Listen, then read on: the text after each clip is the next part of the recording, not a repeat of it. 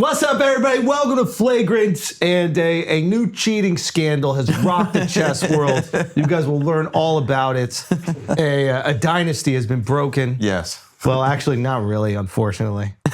I might be the only person to cheat at chess and lose, but you guys will figure that out later. But today we are joined by an absolute legend in the chess community, a legend in the YouTube community. This is Levy Rozman is in the building, man. Thank you guys. We're very excited to have you here. Dude, I'm stoked. excited to be here. I've been talking about you on the pod for a little bit now. Yeah. Why did it take so long? You guys know, do you have the DM I sent you guys? No. You don't know this lore? No. 2022, I DM'd the Flagrant pod. No. During the cheating scandal. No. Yeah. How did we let this happen? No, Okay. but it's also kind of embarrassing, yeah, because I got ghosted. Well, was it red and then no one responded? No. Okay. So, but that's how I kind of learned that you can't really DM people on Instagram to try to do collabs. Really, I've tried since then. Not just you guys. I think people just don't check the requests page. Well, that's the main account page. If you hit me directly, I would have been in the Yeah, DMs going you gotta crazy. hit us not to. I was a little I bit don't like, even know who runs our Instagram page. because I was just like, oh, I watch. I've watched UFC for so long, and obviously, I saw like so much of Andrew's stuff during COVID and after. And I'm like, oh, it would have been cool to talk about the scandal. But 4 years later, it's all good. Still cool. No, It's yeah, still good. it happened Super when it cool was to be here. supposed to be. No. And that was really embarrassing for me. I have a really embarrassing story I could share here. Please. But I don't want to sidetrack us. No, we're not this is the sidetracking. point. This The is whole why you're show here. is Okay, sidetrack. yeah, you're kind of in the sphere of the UFC. You've been on Ariel Helwani's show? Yeah. I once accidentally followed him for a whole commute. Yeah. I thought you were saying Doesn't Instagram. Ariel live up in Connecticut or Well, something? I don't That's know what made that. it awkward. He was driving behind. No. So right before, I don't know if he remembers this because it's been a decade, but I do. Because you have fan interactions that are all over the place, right? Yeah. Sometimes they're really excited, nervous, they don't know what to do, they try to small talk you. I'm on the train going downtown right before Floyd Connor. And I'm on the train and I'm going to a chess lesson because that was my career before I was a YouTuber. I see Ariel Helwani. I'm like, oh, I'm gonna go say hi. So I kind of walk over, we're on opposite sides of the train, so I'm already getting a little closer. Crazy guy gets on. Crazy guy yelling, violent. Everybody moves to the next car. Now I'm following Ariel to the next car. I'm very aware that this probably looks weird. Worst part is we both get off in FIDE because he's probably working there His and I live office there. is down there. Yeah. Worst part is we're walking in the same direction to the same exit because I live that way.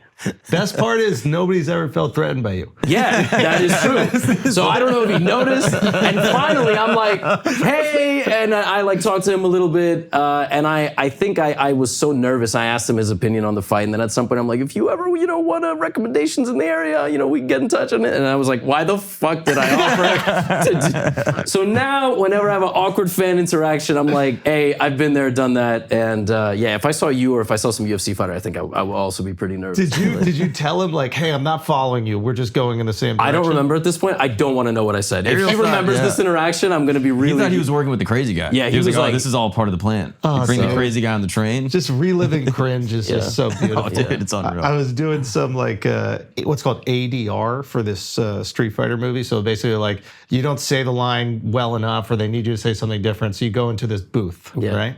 And I got I don't know if I can show... I don't know if we can show it, but if you want to see peak fucking cringe, so the director Kitao Sakurai, who's amazing, he starts videotaping me while I'm doing the ADR, and the ADR I have to do is I just have to make screaming sounds because I'm running against the bad guy and the bad guy's kicking my ass. I don't know if we can show it, but I'm gonna show you guys, and then I'm just gonna go hide somewhere.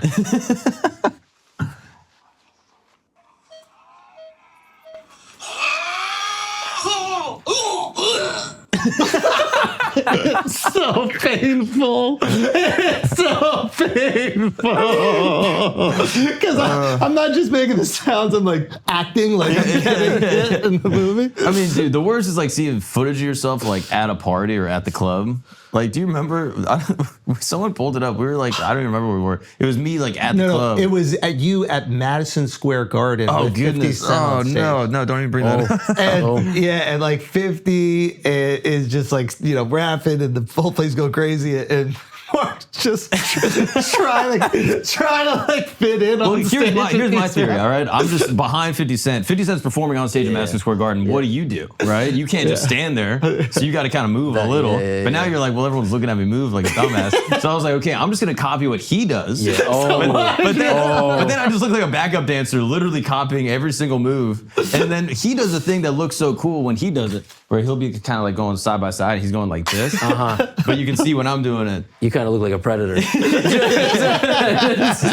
Dude, I get it. If I had to be on stage behind I'm not sure I would have even gone. I would have been like, no, I'm good. I wanted a camera. I was like, give me that. I just want to film. That's all I want to do. Man. Brother, we're so stoked to have you here. Like, Mark has become obsessed with chess. Yeah. Because of you. This is your fault. Sorry. Yes, you've got it. You'll have to handle some of the divorce of my wife. You'll have to yeah. Is it getting there? Oh my goodness. I mean, she'll just wake up at 2 a.m. She's like, what are you doing? And I'll just point it over and keep playing. Chess is like that. It gets you. All consuming. I think he's getting the bug, dude. I think you gave Schultz the bug a little bit. I mean, it is fun. It is very fun. I don't know. It's like, it's one of those things. It's like there's a lot of layers to the onion. You know, so I'm like, oh God, if I get obsessed with this, like, do I have enough time in my day to be obsessed with another thing? The beauty is that it fills the gaps. It's the water in the jar. You know, like it just fills in everything else. So you're just like, what do you do when you poop? I scroll Instagram and just look at like, But imagine you played a little blitz game. Oh, nothing better. And like 2 more. Yeah. And then 2 more. That's the problem. Maybe you get hemorrhoids. Now we're talking. Now I get those.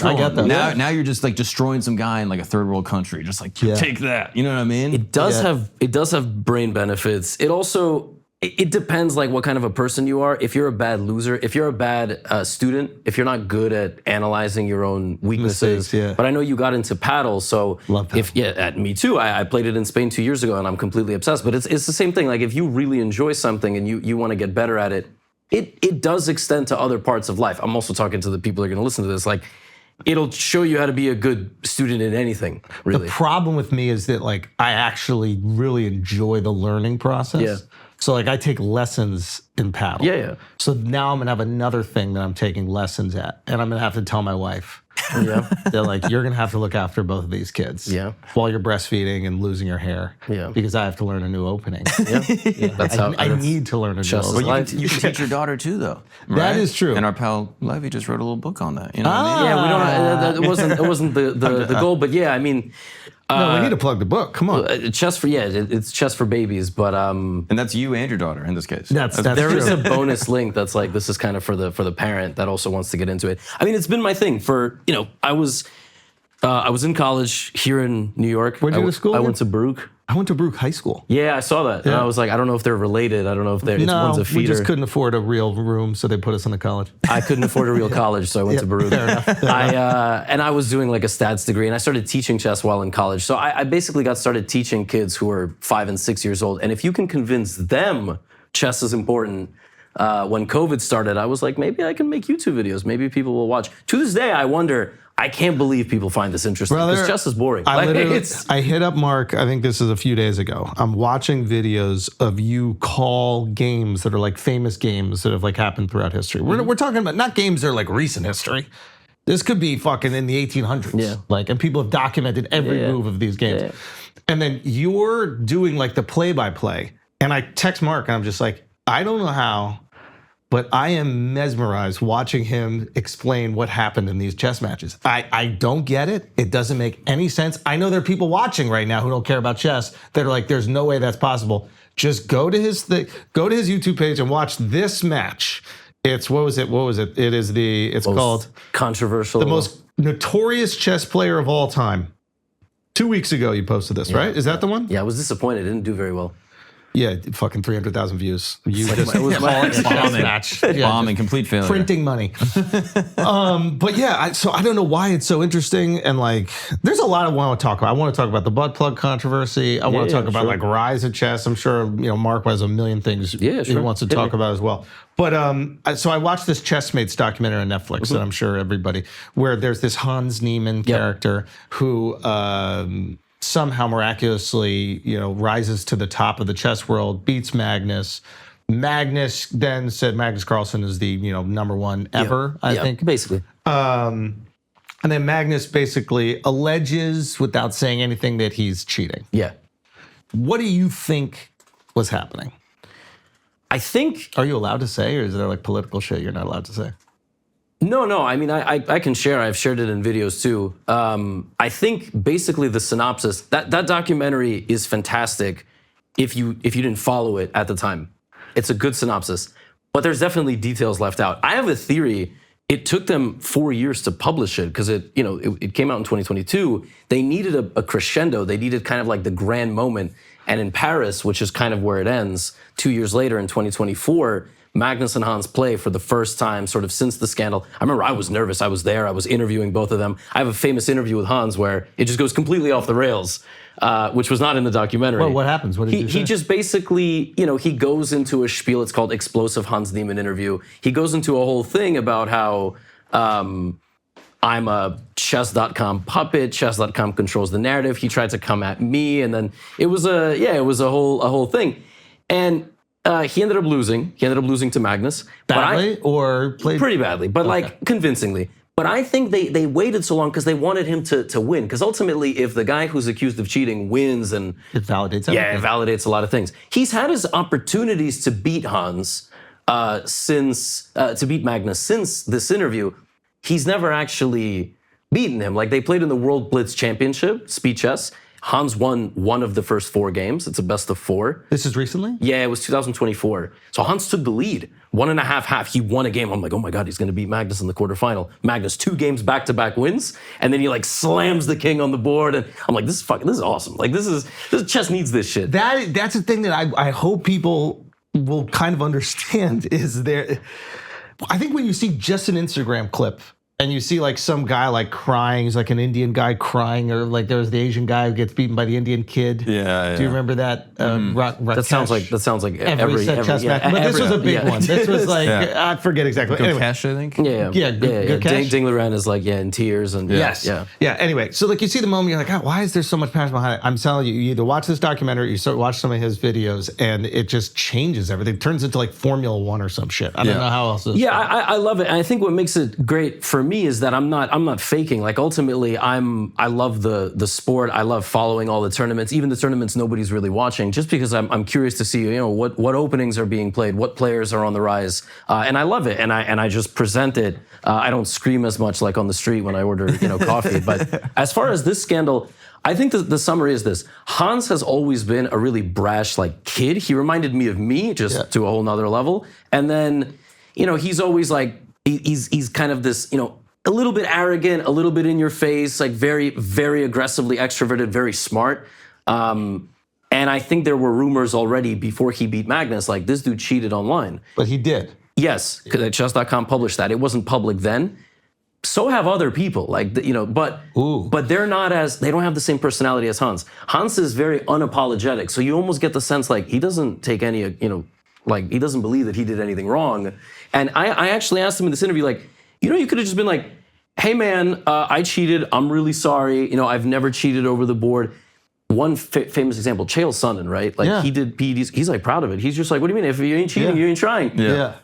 I think people still to this day don't trust Hans. They will never trust Hans. We're sitting here, right? And Hans is playing now one-on-one matches against people. Because he can't play on chess.com. No, he can, but he doesn't get invited to tournaments. Because if you're going to invite people to a tournament and you're like a really strong player, you're like, I don't want him there.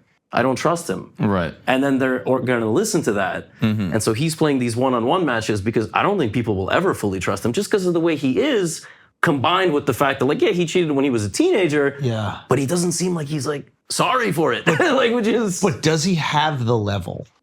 Yeah, it seems like right now he's probably like a top 15, 20 player in the world. Oh. Yeah. He got there. And in speed chess, probably top 10. And that's the thing that I actually really like about Hans. I know he's controversial in the chess world, but as a casual chess fan, he brings an energy to the game. You need a villain. That makes me want, like, it's kind of like McGregor-esque, where it's like... Or Floyd-esque. Like, he's talking shit, he's arrogant, he's just putting this energy into the game that I'm sure if I was a competitor and I played 30 years, like, from the Soviet Union, and I played, like, the super strict game, and I'm playing against this kid, I'd be a little annoyed. But as a fan, I'm like, oh, this is awesome. I mean, like... you watch wrestling at all, like WWE? A little bit, but nowhere near as much as UFC. So, like, the heel character is almost notoriously defined by the heel because he cheats. Oh, okay.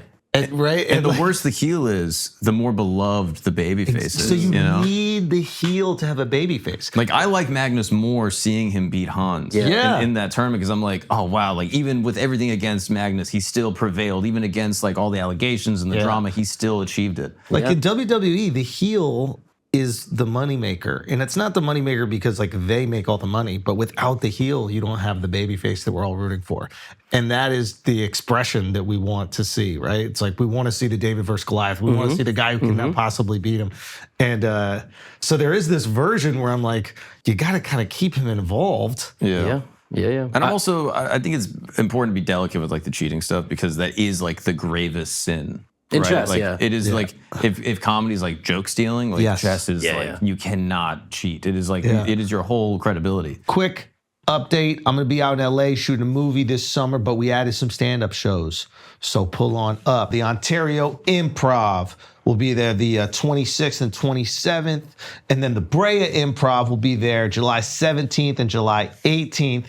And then we're going to be at the Halifax, Nova Scotia, Canada, Great Outdoors Fest, August 8th. So you can go grab tickets to any of those shows if tickets are still available. TheAndrewSchulz.com. All right, Mark, what do you got?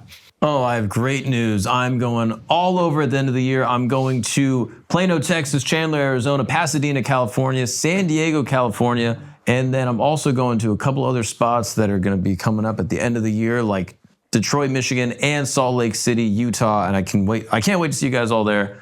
MarkGagnonLive.com. Alex. Guys, my monthly comedy show is back. Canceled Comedy is on June 24th. We have a killer lineup. Get your tickets at canceledcomedyx.com. And then my tennis series, theallloveclub.com. The tennis is on July 25th. I'll see you guys there. The first one was fantastic. Second one's going to be even better. You guys know what the most viewed live chess match of all time is? No. It's an Indonesian podcaster named Corbusier. Corbusier. Yeah. And it's the Dewa Kipas chess match. Long story short, 2021, March, I play a game online on my stream. I'm like, my opponent's cheating. I just report my opponent, they get banned for cheating. At some point, that account won 27 games in a row. And that just wouldn't happen. It's just a cheater.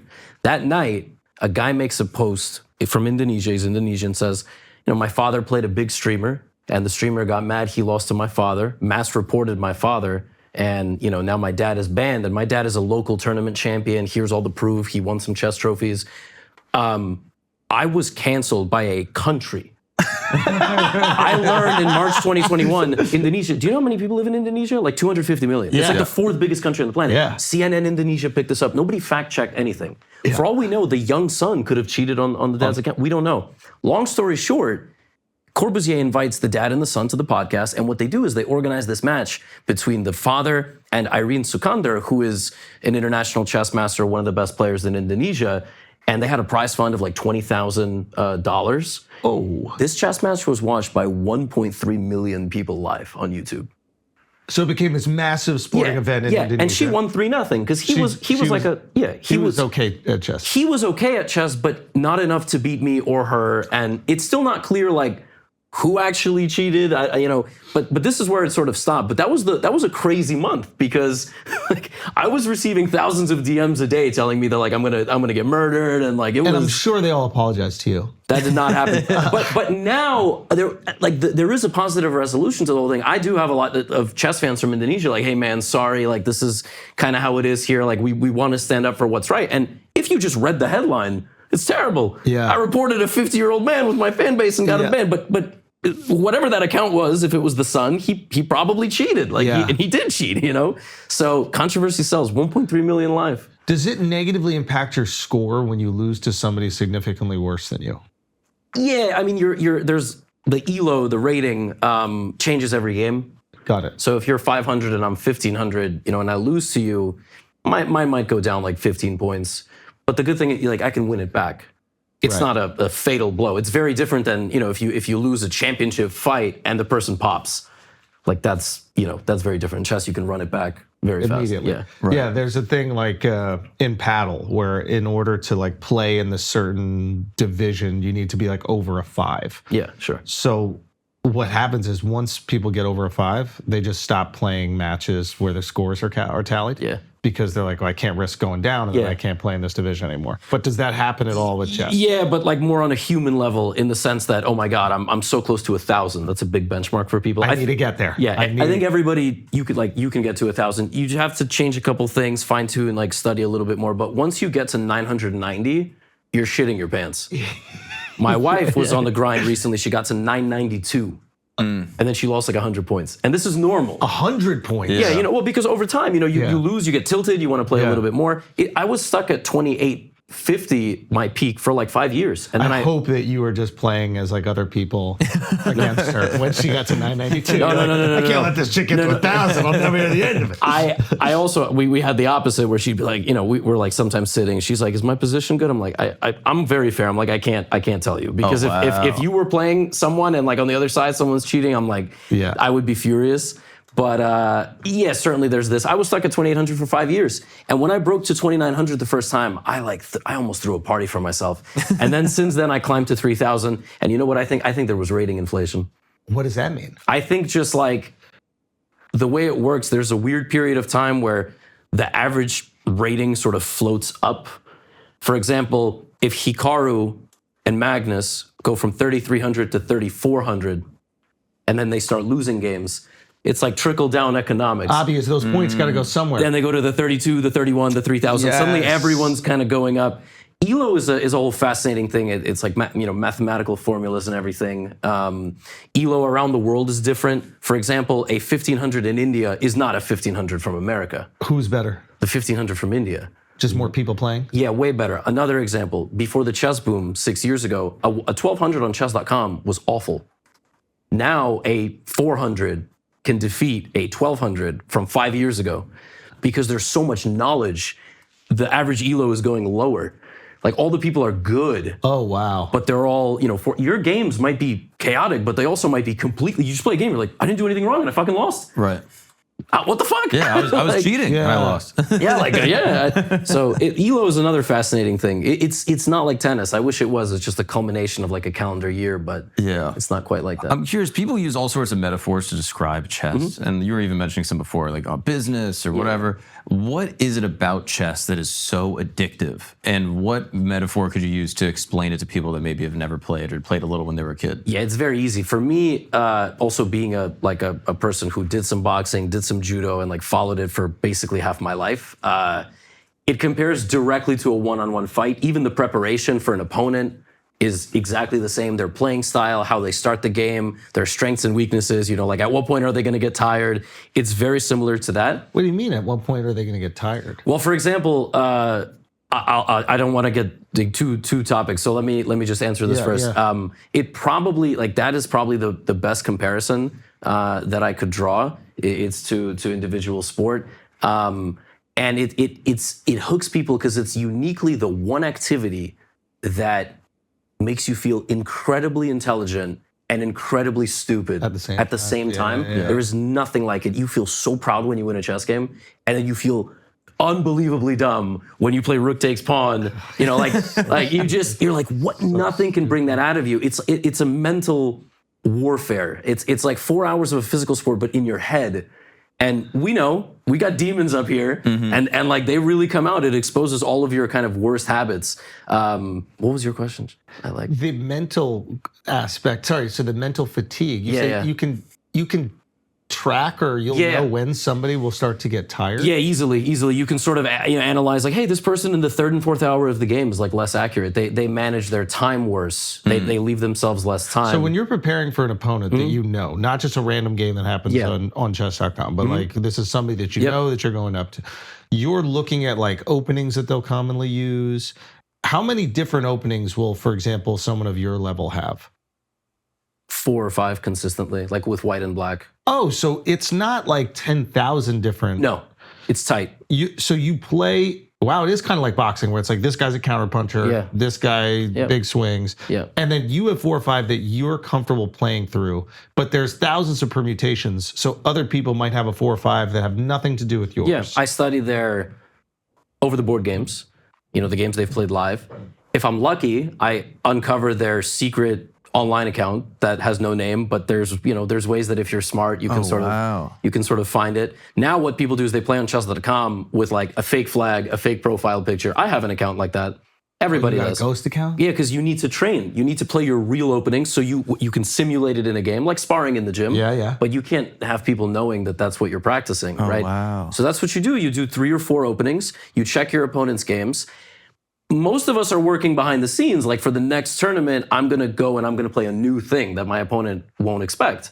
So you're developing a new opening that you're comfortable with. Yep. That I played in online games that you never saw that I played in online games. Got it. So you're trying to track what that might be for your opponent. Yes. And knowing what their opening is, like what type of advantage percentage-wise?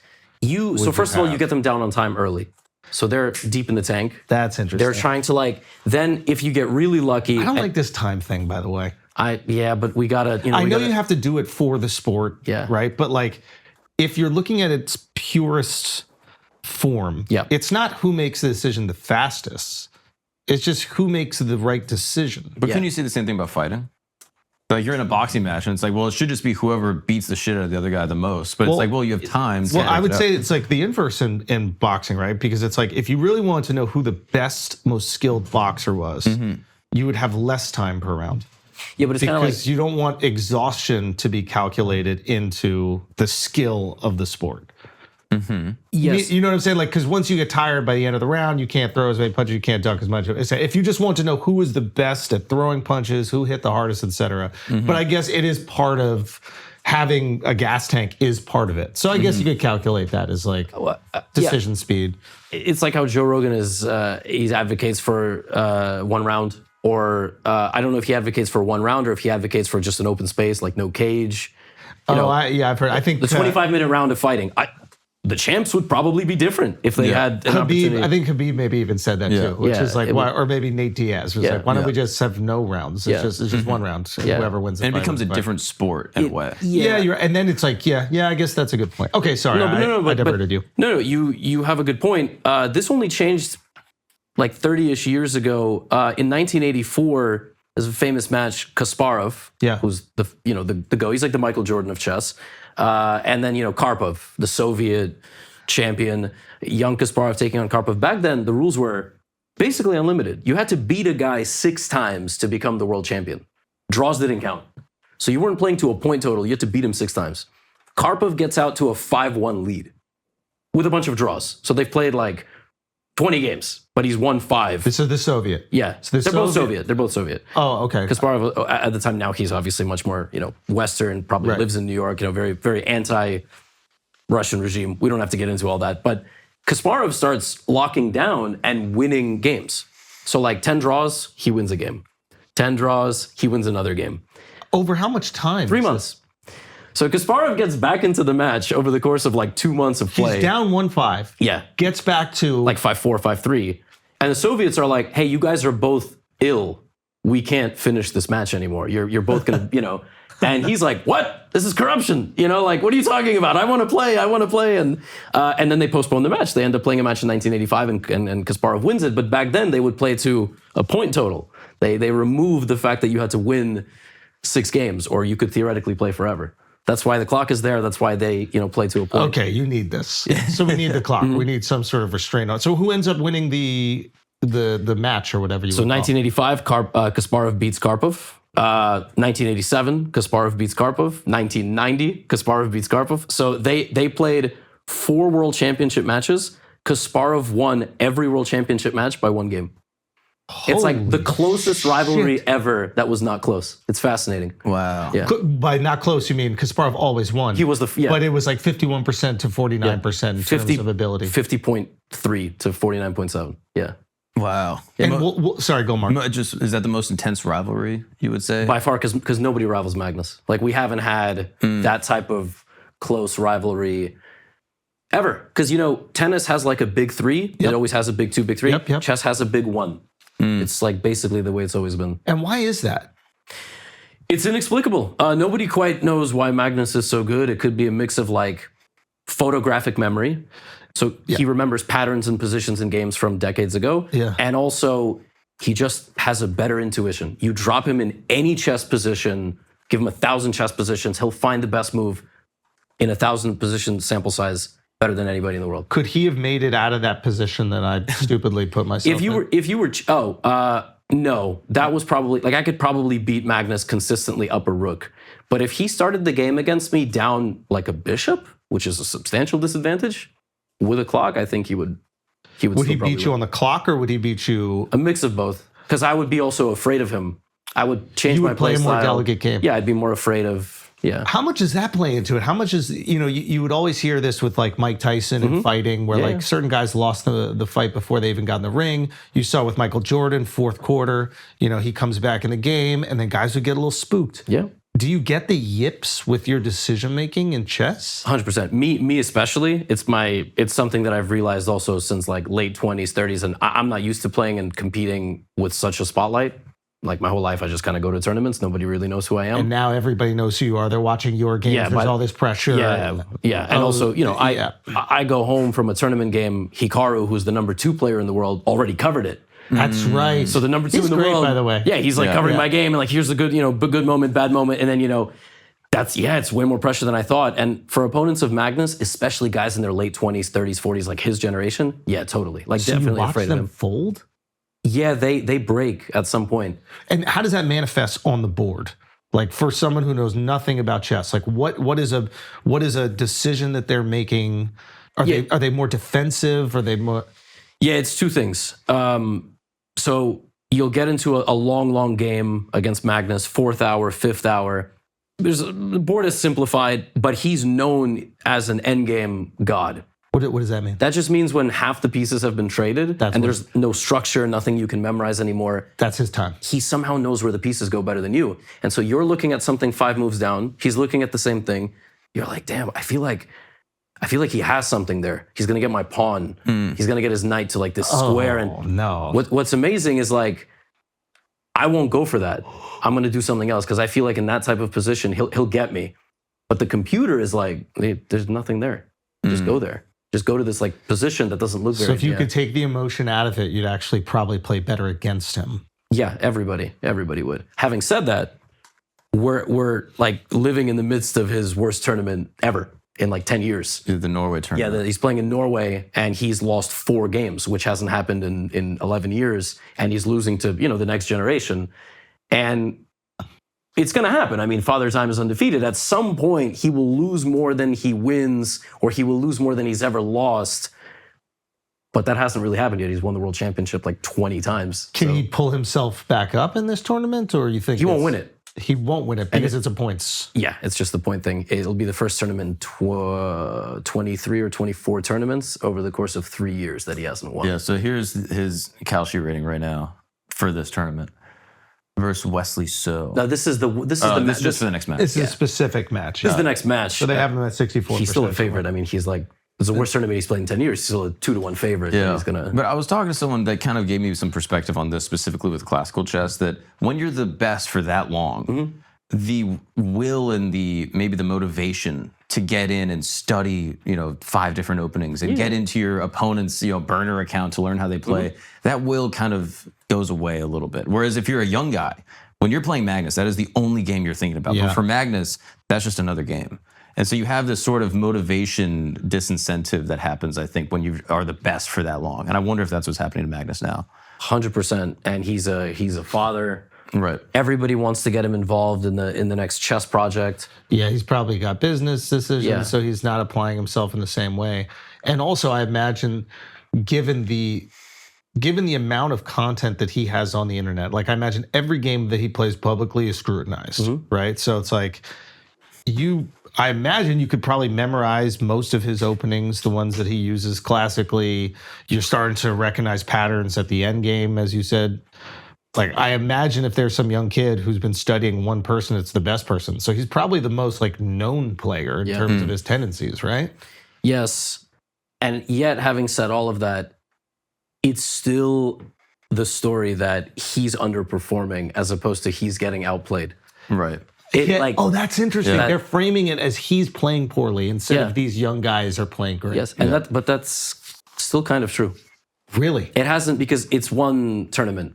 And so we are so used to, he lost a couple of games in the middle of a tournament. His odds of winning this tournament are now like 10, 20%. He just like roars back and wins the tournament. Is there like a thing that happens? I've noticed this with stand-up. I've noticed it even a little bit like with paddle, where are you in rooms with like incredibly like successful people, titans of business, and because you're better than them at something that they really value, do they have like a very different social dynamic with you? With like a Bill Gates or somebody who likes chess, like does he act like a little like fanboy around you or something like that? I've never met him. I have a very different and fascinating dynamic with successful people than a Magnus would have. Okay. His dynamic is, oh my God, you're such a genius. Like that's what, and so he gets invited to, he was just like, it was the most random thing. It was a clip of him and Eileen Gu at the science, I don't know what it's called. It's like a science development conference, and they introduced an award for some sort of research. Yeah. And I was like, okay, like that's cool. Yeah. That's the stuff that he gets invited to. Yeah. Tech conferences, AI, a lot of the tech folks, they sort of want to be adjacent. I kind of get a lot of like, hey, I didn't know how much chess could be fascinating. I'm really into it. I played it when I was younger, and now I'm back into it in my 30s, 40s, 50s, and my kids play. Yeah. So the cool thing with chess content is, I never thought it would be like this, but it's one of the few things every generation of a household does together. It's interesting. Kids are not gonna, the kids are gonna watch like the Mr. Beast stuff, and the parents are gonna watch CNN. I don't know, like Fox. They're not gonna. And chess is not the same way. But I've seen people. I finished the collab with Magnus once, and I got into a taxi in France, going to Charles de Gaulle, and we're driving, and then the guy just turns around and goes, "Brother," I'm like, "Yes." He's like, "Was that guy Magnus Carlsen?" And I'm just like, "What?" Yeah, I'm like, "You play chess?" He's like, No, I'm from Tunisia. I don't play so much chess, but that guy is a genius." And I was like, all right, like hell yeah, So that's kind of like the Magnus effect. It's like, genius. Is there ever animosity within the chess world where you will be around these other grandmasters or these grandmasters that are, the top 5, but you are more well-known in many ways. Wealthier. Yeah, better paid. Is there ever animosity from the chess world? They're like, why does Levy get this and not me? I don't. So I think there's a lot of behind closed doors talking about a person, and I kind of hear it. I sort of hear the murmurs and the rumors. And the answer to your question, the short answer is yes, absolutely. And not just me. There's content creators who are women, and they get it much worse than the sisters. Yeah, the sisters. Yeah, they get a whole different side of things. Another one. Yeah, these players don't like the fact that they have achieved the absolute top at this intellectual pursuit, this mental, cerebral type of thing. And here I am like breaking it down for people, and people care a lot more about, my content. I'm top 3,000 in the world, top 2,000 in the world. Like, why am I more famous? Why am I more popular? The only chess players in the world that really don't have these concerns are the ones that have achieved like massive success. And that's, the Magnus, the Hikaru, and some players who are, let's say, from India or Uzbekistan, where there's really good state sponsorship. So these players are superstars in India because they're world champ, they're top 5, top 10 in the world, and it's cultural. It's not really the culture to be like... Usually it's a reflection of like someone's success and their financial standing. Yeah, and That's chess where is... the resentment kind of comes from. I will say, it's probably similar stuff in comedy, it's slightly different. Chess is, and I've thought about this a lot, it's the only activity in the world where the top athletes hate the top creators. Like, imagine in basketball if Steph Curry hated the professor. It's just what? But it has to do with money. It has to do with chess hasn't grown the way it should. I'm sure there's NBA players that are like, why is Stephen A. Smith making $100 million or something like that? But he's on TV criticizing them, which is a little different. Yes, of course. They don't like that. But do they not recognize like how the ecosystem works and how there's probably much bigger prize money for these chess matches now because of what you guys are doing? Yes and no. So you would think, but chess hasn't monetized itself competitively anywhere near to the degree that a content creator has. That's the tricky thing. I have the channel. I wrote a book. It's a bestseller. Like, I have my educational platform. I'm smart about the way I do it beyond just being like the chess guy. Yeah. Okay, I'm an entrepreneur. Like I have multiple businesses. I manage like 10, 15 people. Talk your shit. Yeah. But that's, Talk your shit, bro. but that's like, that's what I'm always thinking, like, what's the next big project? I'll continue to make chess accessible, but I want to do big, cool things. I want to do productions. You know, I want to do a limited series like on a Netflix. And these guys just want to play chess. Yeah. They don't have big social media followings. And chess historically hasn't had the structure that any of these other sports have. Our FIFA equivalent, don't even get me started. It's just nowhere near the same thing. And chess has relied on eccentric billionaires to fund tournaments. Billionaire comes in, it's like, I want to hang out with Magnus. Yes. I'm gonna throw 20 million at this thing. Let's get all the players here. It dies after like a year or 2 years. Right. And so that's chess. It's weird, man. It's competitively, the sport hasn't grown anywhere near it should. Right. But does that paradigm make you want even more to get that GM title? You know, the fact that you have this, you know, your top, 2000, but you're like, man, if I could just be the biggest, content creator and a GM, no one could say anything. Yes and no. It's brutal. Like I said, I mean, I'm studying for 3-4 hours. I show up, some 11-year-old kid is already like better than me. No way. Yeah, knows openings. I mean, I got the international master title at 22 and now it's getting broken at 10. 10-year-olds are like already. Yeah. The average 9-year-old today would be the world champion 100 years ago. Right. The game has improved that much? Yes, because it's like knowledge. You just know so many openings. You don't even have to think anymore. More access to information. You can play more games much more quickly. Yeah, imagine a 9-year-old kid's already played like 10,000 speed games on chess.com. Yeah. I'm playing kids on chess.com. I'm losing. I go to their, like I find their name. I'm like, born in 2016? Crazy. Crazy. What the fuck? So a Kasparov would get mauled today. Not mauled, but he would lose shockingly more than his aura was off the fucking charts. His aura was very different than Magnus's aura, but his aura was a Michael Jordan aura. Like he'll kill you. Like he'll But think blow about you what off it the took for board. him to get reps. You know what I mean? Like It makes total You're sense. a 22-year-old kid in India in 1910. It's like you have to just play people around you. Who in your village is even good enough to give you Right. some pressure? Now you're connected with, oh, wow, that's interesting. Yeah, India got their first grandmaster, Anand, in like 1980s, 1990s. Now they have like 100. The whole country plays chess. Yeah. But they had like no grandmasters before Anand, even though they invented chess, basically. Yeah. They did. Yeah. So I wasn't there, but So yeah, where does it come from? it comes from India, and there was different forms of the game. Like the queen used to only be able to move 2 at a time, like a hop, just like little moves like that. Chaturanga, I think I don't want to say the wrong thing and then look like an idiot. We'll have to cut it out. But that's where it evolved from. And I think the modern day chess comes from like Spain, 1500s, 1600s. They changed a few rules, but it hasn't gotten an update in like 200 years. So we just keep at it, and it's kind of cool. It doesn't need any like new characters, new pieces, anything like that. I actually use Cash App. I actually use it. It is the easiest way to move money around. You're kidding yourself if you don't agree, or you possibly don't have it just yet, and that's why we're telling you about it. You know how your debit card is just there, right? Cash App card actually gives you stuff for using it. And if you could put any discount on it based on where you actually spend your money, what would it be? For me, it's probably paddle.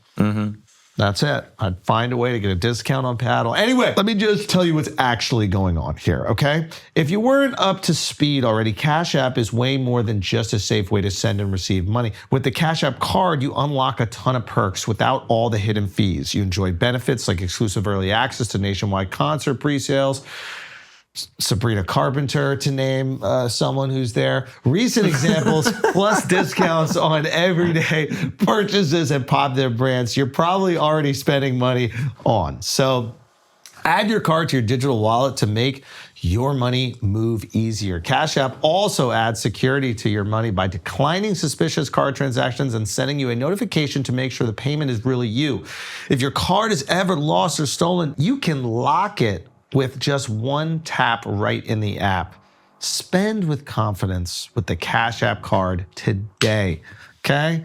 New Cash App customers can earn $10 if they use the code CASHAPP10 in their profile at sign up and send $5 to a friend within 14 days. Terms apply.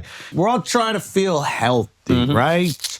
Drinking more water, getting the steps in, taking our vitamins. But here's what most people miss. You gotta look out for your liver, right? You're drinking every single day, probably, okay? drinking every single day, it's going to decimate that liver of yours. And the liver affects everything, your energy, digestion, skin, even your metabolism. It's time we show it some love. How are you going to take care of your liver? Right here, Dose. Dose is going to take care for you. That's where Dose comes in. It's clinically backed liver supplement, but not a pill. It's a 2-ounce daily shot that tastes like fresh orange juice, 0 sugar, 0 junk, 0 calories. Your liver handles 500 plus functions a day. It's your body's filter, and when it's overworked, you feel sluggish, tired, and off. Dose helps cleanse your liver, support daily function, and can reduce midday crashes, boost metabolism, and improve your digestion. Plus, it's backed by 2 double-blind, placebo-controlled studies showing real results. Ready to give your liver the support it deserves? Head to dose, daily.co/flagrant or enter flagrant to get 35% off your first subscription. Your body does so much for you. Let's do something for it. That's dosedaily.co/flagrant for 35% off your first month subscription.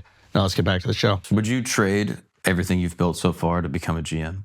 Well, no. I wouldn't even trade it to.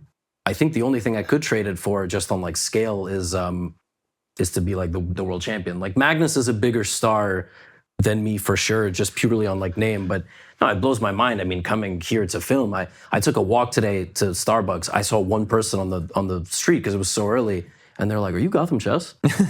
And I'm like, that blows my mind. Like, I was not born to be a celebrity, but I have I got 5 billion views on YouTube. Yeah. Yeah. What even is that number? I mean, you know, every short you post is millions of views. It's but people love chess, and I can collab with a big streamer. Like the past month, I did a lot of collabs with Jinxie. Yeah. And you see the amount of like top of funnel people, new people watching chess every day. Yeah. Hundreds of thousands. And they just love it. They watch a historical video about AI, a video about 2 idiots playing chess. Yeah. And they just get hooked. I feel like everybody thinks it's their little secret. It's true. Mm-hmm. I bet you've been in places. What is that? People don't talk, athletes play it. Every day we discover an athlete, musician, designer, like entrepreneur plays it, but they don't want to talk about it. Jim Norton was on the pod last week, and he was telling me about like he would come back from the road and he'd be at the Comedy Cellar, and then Patrice O'Neill, who Patrice is the greatest ever, and he goes, him and Patrice would just play chess until 3 a.m. Yeah. And then he said it, and it was just like, first of all, the second I find out you play chess, I wonder if there's like this is a stigma most people have. Like, I assume you're smart. Mm-hmm.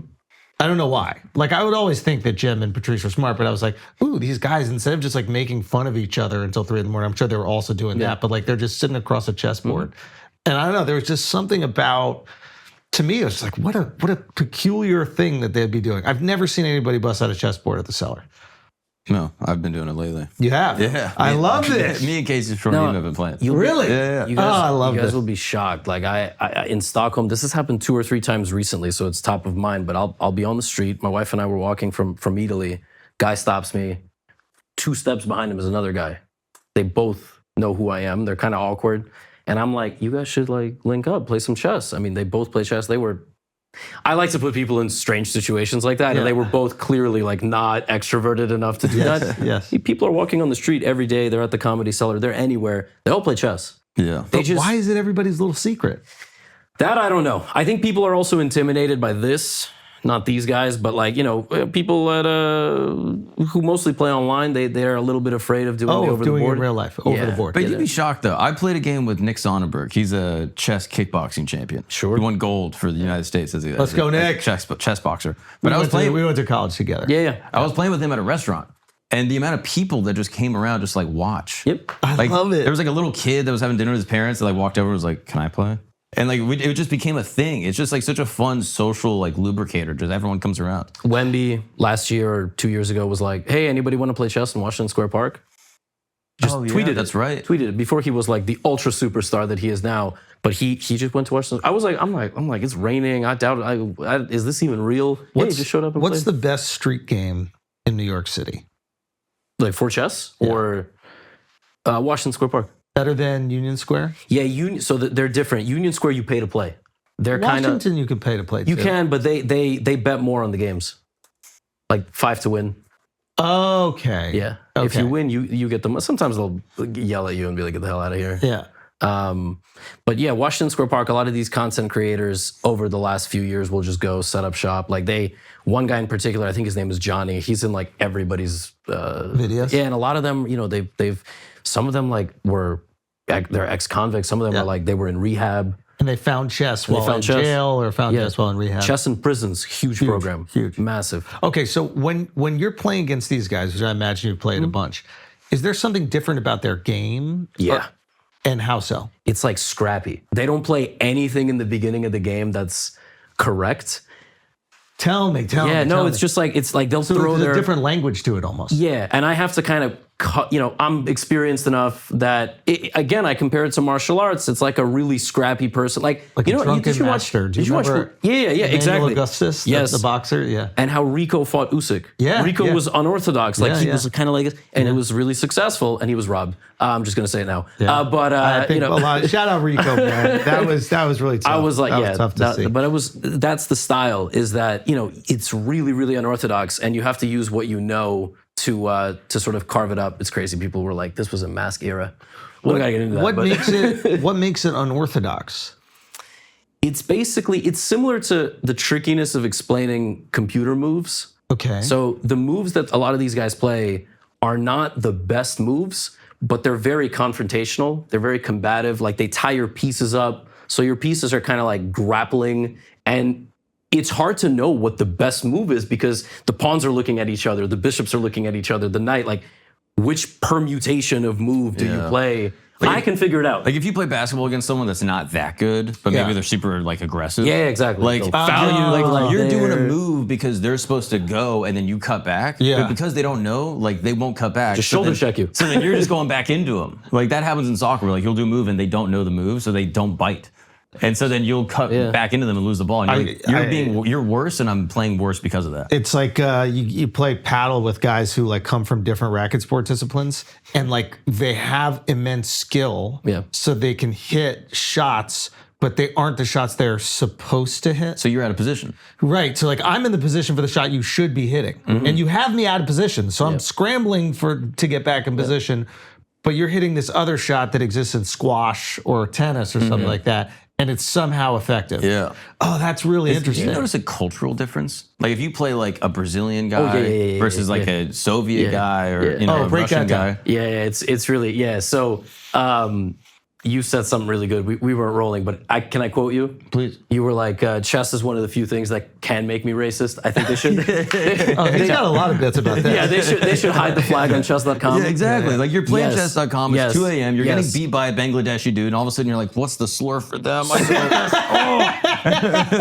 that. It was him, camera on him. It's because I lost, all right? Wait till he gives you his Bobby Fischer take. Yeah. No, you're making it's a good point. Give your Bobby Fischer take, and then we can cut it out. I saw this in a tweet. It was an anti-Semitic tweet, but it's very funny. It was like just the first line says, Bobby Fischer, the greatest pattern recognizer in history. Second line, also hated Jews. It's a rough time to be Jewish, I'm letting you know. Like it's it's. But you were saying the different cultures and how they play. There's 100% difference, especially at club level, amateur level, just like people who download the app and just like get playing. So people who are Soviet, like Russia, even Kazakhstan, like some of the more Central Asian countries, they play very sound. What does that mean? Like they don't take big risk. They won't open their king. They're going to castle in the beginning because that's what you're supposed to do. Very professional Soviet school of chess. They'll trade the queens. They will trade the queens. Because like no queen, no danger. Less danger. Filipino, Indonesian, ballistic. Like completely uncontrolled game. Everything you just watched on a YouTube video out the fucking window. You're going to get really mad because you're like, they're not doing the thing that I'm supposed to do. They're throwing all the side pawns forward. And the computer is like, white is better. But you're not a computer. You're like, what the fuck is going on? So you get your bishop trapped, like by pawns. Your bishop gets walled in. And now you're going to lose bishop. You're like, God damn it, I just lost the bishop. Like, why am I? And you lose in like 20 moves. They just go after, they leave the king in the middle. They just bring the queen out, bring the bishop out. Like, and it's bad if you know how to defend it. But that style, like there's really like Southeast Asia or like Philippines, like I don't know if that qualifies. My geography is not that great, but Close enough. Yes, they're relentless. India, very unpredictable because you have so many cultures, you have so many people, you have so many parts of so you get a lot of that. You get a lot of like really aggressive, but then you also get very proper. Like they know their openings very well. They study. So they'll, the first 5-10 moves they play super, super well. And on, some people will trash talk. Like when I had They like students to talk shit? I had students playing on chess.com back in the day. We were practicing an opening. Guy writes in like some foreign language. We translated. It's like, make a move, you fucking bitch. It's like an 8-year-old girl goes to Google Translate and it's like, Dad, chat off, chat disabled, bro. Like, but you got like a 50-year-old man on the other side of the planet playing an 8-year-old girl. That's chess, How would you characterize the American game? Is there one singular way to describe how we play? Yeah, if you look at the top rating lists of the United States, it's 90% Chinese and Indian. Right. God. Which is it's a mix of like, this is the right thing to do for college. And there's a blueprint of previous Asian American girls becoming champions and then going to Harvard. Oh, does it help you get into I the think Ivies? so. Yeah, I think so. Like historically, the best women who end up applying to college in America, they don't pursue chess professionally. They become multiple-time U.S. women's champion, and then they go to Harvard. It's like being like a rower or something. Like a lot of any of my friends who have like kids that are trying to get into the Ivies, they'll pick these kind of like obscure like white people sports, and like it's just a catalyst to get into the Ivy. Like you're not going to become a professional squash player, but like you can kind of get in that way. And chess works like that, but there's a chess team at the school, or do they look at it as like a reflection of IQ and discipline? No. They probably want like cool people in Harvard ultimately, and then these talented players know they can't make more than like $100K, $200K a year in chess, so they go to finance. Okay, that makes sense. Whereas the men oftentimes will follow chess professionally and try to get like top 10, top 20, top 30 in the world, which opens up the topic of men's and women's chess because it's arguably the one sport in the world you absolutely 100% do not need to split them up. That's what I never understood. Like that in driving. Yeah. Yeah. Just let them drive. Yeah. So explain that. Why do they split them up? And even that, you could argue like the torque on the neck. I don't know, like the way they drive. They're good with their necks. Yeah. Damn. If anything, they have an advantage, Yeah, no. They've been doing what they're supposed to. So chess has... It took an hour to make him uncomfortable. That's actually pretty good. That normally goes way faster. He was just fascinated by the chess.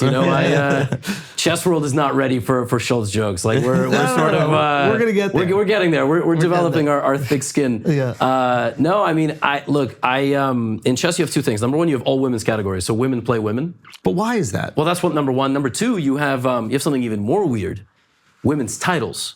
So Grandmaster is 2,500. For women, it's what? 2,300. It's called Women's Grandmaster, WGM. There's so you're a women's titles. grandmaster. Yes, and an international master. I'm not a women's grandmaster because I'm not eligible. We haven't progressed that far. but at any point in time, if you want to be a grandmaster, a women's grandmaster, I get. Oh, you're above grandmaster. Exactly. You're international master. Yes. So what are you in women? I've exceeded the threat. That's why it doesn't make any sense. You can't even get higher than what you are if you were a woman? The women can get the open titles. Are you an open? Yes, international master is an open title. Anybody What's can get it. better than that? Grandmaster. What's the best? World champion, but grandmaster is the highest title. There's super grandmasters. Not Is there a woman not. that can beat you on the planet? Yeah, plenty. I don't know. Was that, no. There's a lot. There's a lot. The Queen of Chess. What's that? Judith Polgar. Yes. Yeah. Exactly. So the Polgar sisters were the exception to the rule. There's Queen of Chess also on Netflix. She never played in women's events. She only played the Open. She got to as high as number 7 in the world, which is extremely impressive. I believe that is absolutely something you can replicate, but it is very hard to do that. Do we know that she wasn't cheating? Yeah, we know. Yeah, But there's more places to hide the buzzer. Okay, jeez, dude. We're on like a streak here. We're on a streak here. No, she was not cheating. Andrew Schulz said that, and you know. Just joke, no disrespect, Polgar sisters, no disrespect at all.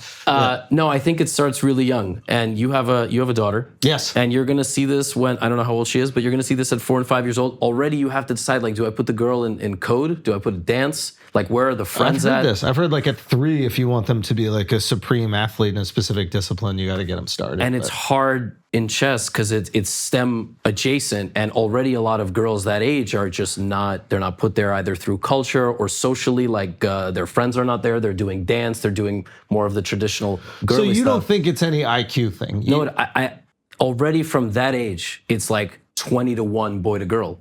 It's just density. It's like the reason why there's so many grandmasters in India right now. It's like you have 2 billion people, Yes. and if you're going to have 400 million playing chess, you'll have a higher number. And Yeah. the whole women's sports thing is like the number 1 ranked woman in the world is 2,560. And the number 1 ranked man is Magnus, who is 2,850. Like 2,560 would be top 400 or top 300 in the open category. Right. So a lot of people sit at home and go, well, no woman's going up there. Like, obviously, they're not as smart. But if you could be the best in the world and make a solid career, because of course. I mean, it makes sense financially for them, but maybe there's another point where it's like, as you expressed earlier, if you're not playing against the best, you can't become the best. And the game is elevated because you can play so many better people. So maybe it would be more advantageous for there to not be a women's league so that they would play against the men. I think so. It's just really hard to envision how on earth you would even start doing that, because if you just abolished it, what happens to the current players? You know, I think it's something that needs to be phased out over 5 to 10 years. But I'm a dude. Like, it doesn't even, it's got to be something the women want. Do they play a little different? Women's games are actually a lot more combative. There's a lot less safety and draws and Yeah. Just, yeah. What do you mean by that? No, I could see. What do you mean? I could see them being more combative. That's all I'm saying. Just never admit they made the wrong move. Like, I could see a lot. Good thing in chess you don't even have to argue. It's like all proven. It's not subjective. They'll find a way. Yeah. They'll find a way to argue, Levy. No, I'm sorry. Fatherhood is going well. When can you discover that your child is prodigious at chess? Like as early as 3 and 4. Really? Yeah, because you're gonna see how well they even pick up. If they're picking up the pieces like fairy tale pieces and sort of floating them around, that's one thing. But at some point, like a switch will flip, and if they have a little bit of competitiveness in them of anything, they will like chess. Then you will discover if your kid is a crier. Because you have to let your kid win to be happy. Yes. It's like a very delicate act. I've known kids that are really bright, really smart, in all the different subjects. They go to a chess tournament, and again, this unique feeling of like insecurity and failing, and they lose and they quit chess. They don't even want lessons anymore. They just like don't want anything to do with chess. Wow. It just breaks them. Do you find like the archetype or maybe the stereotype for the chess player is like, kind of spectrum-y, social ability maybe isn't totally there. Is that a gross stereotype that's wrong? Like, you are incredibly social. Like, your EQ is off the charts. Like, I think it's one of the reasons why your content flourishes, right? Like, you're really just good at talking and passionate about the game. Are you an anomaly or an outlier, or is this like just a bad representation of chess players? No, I think.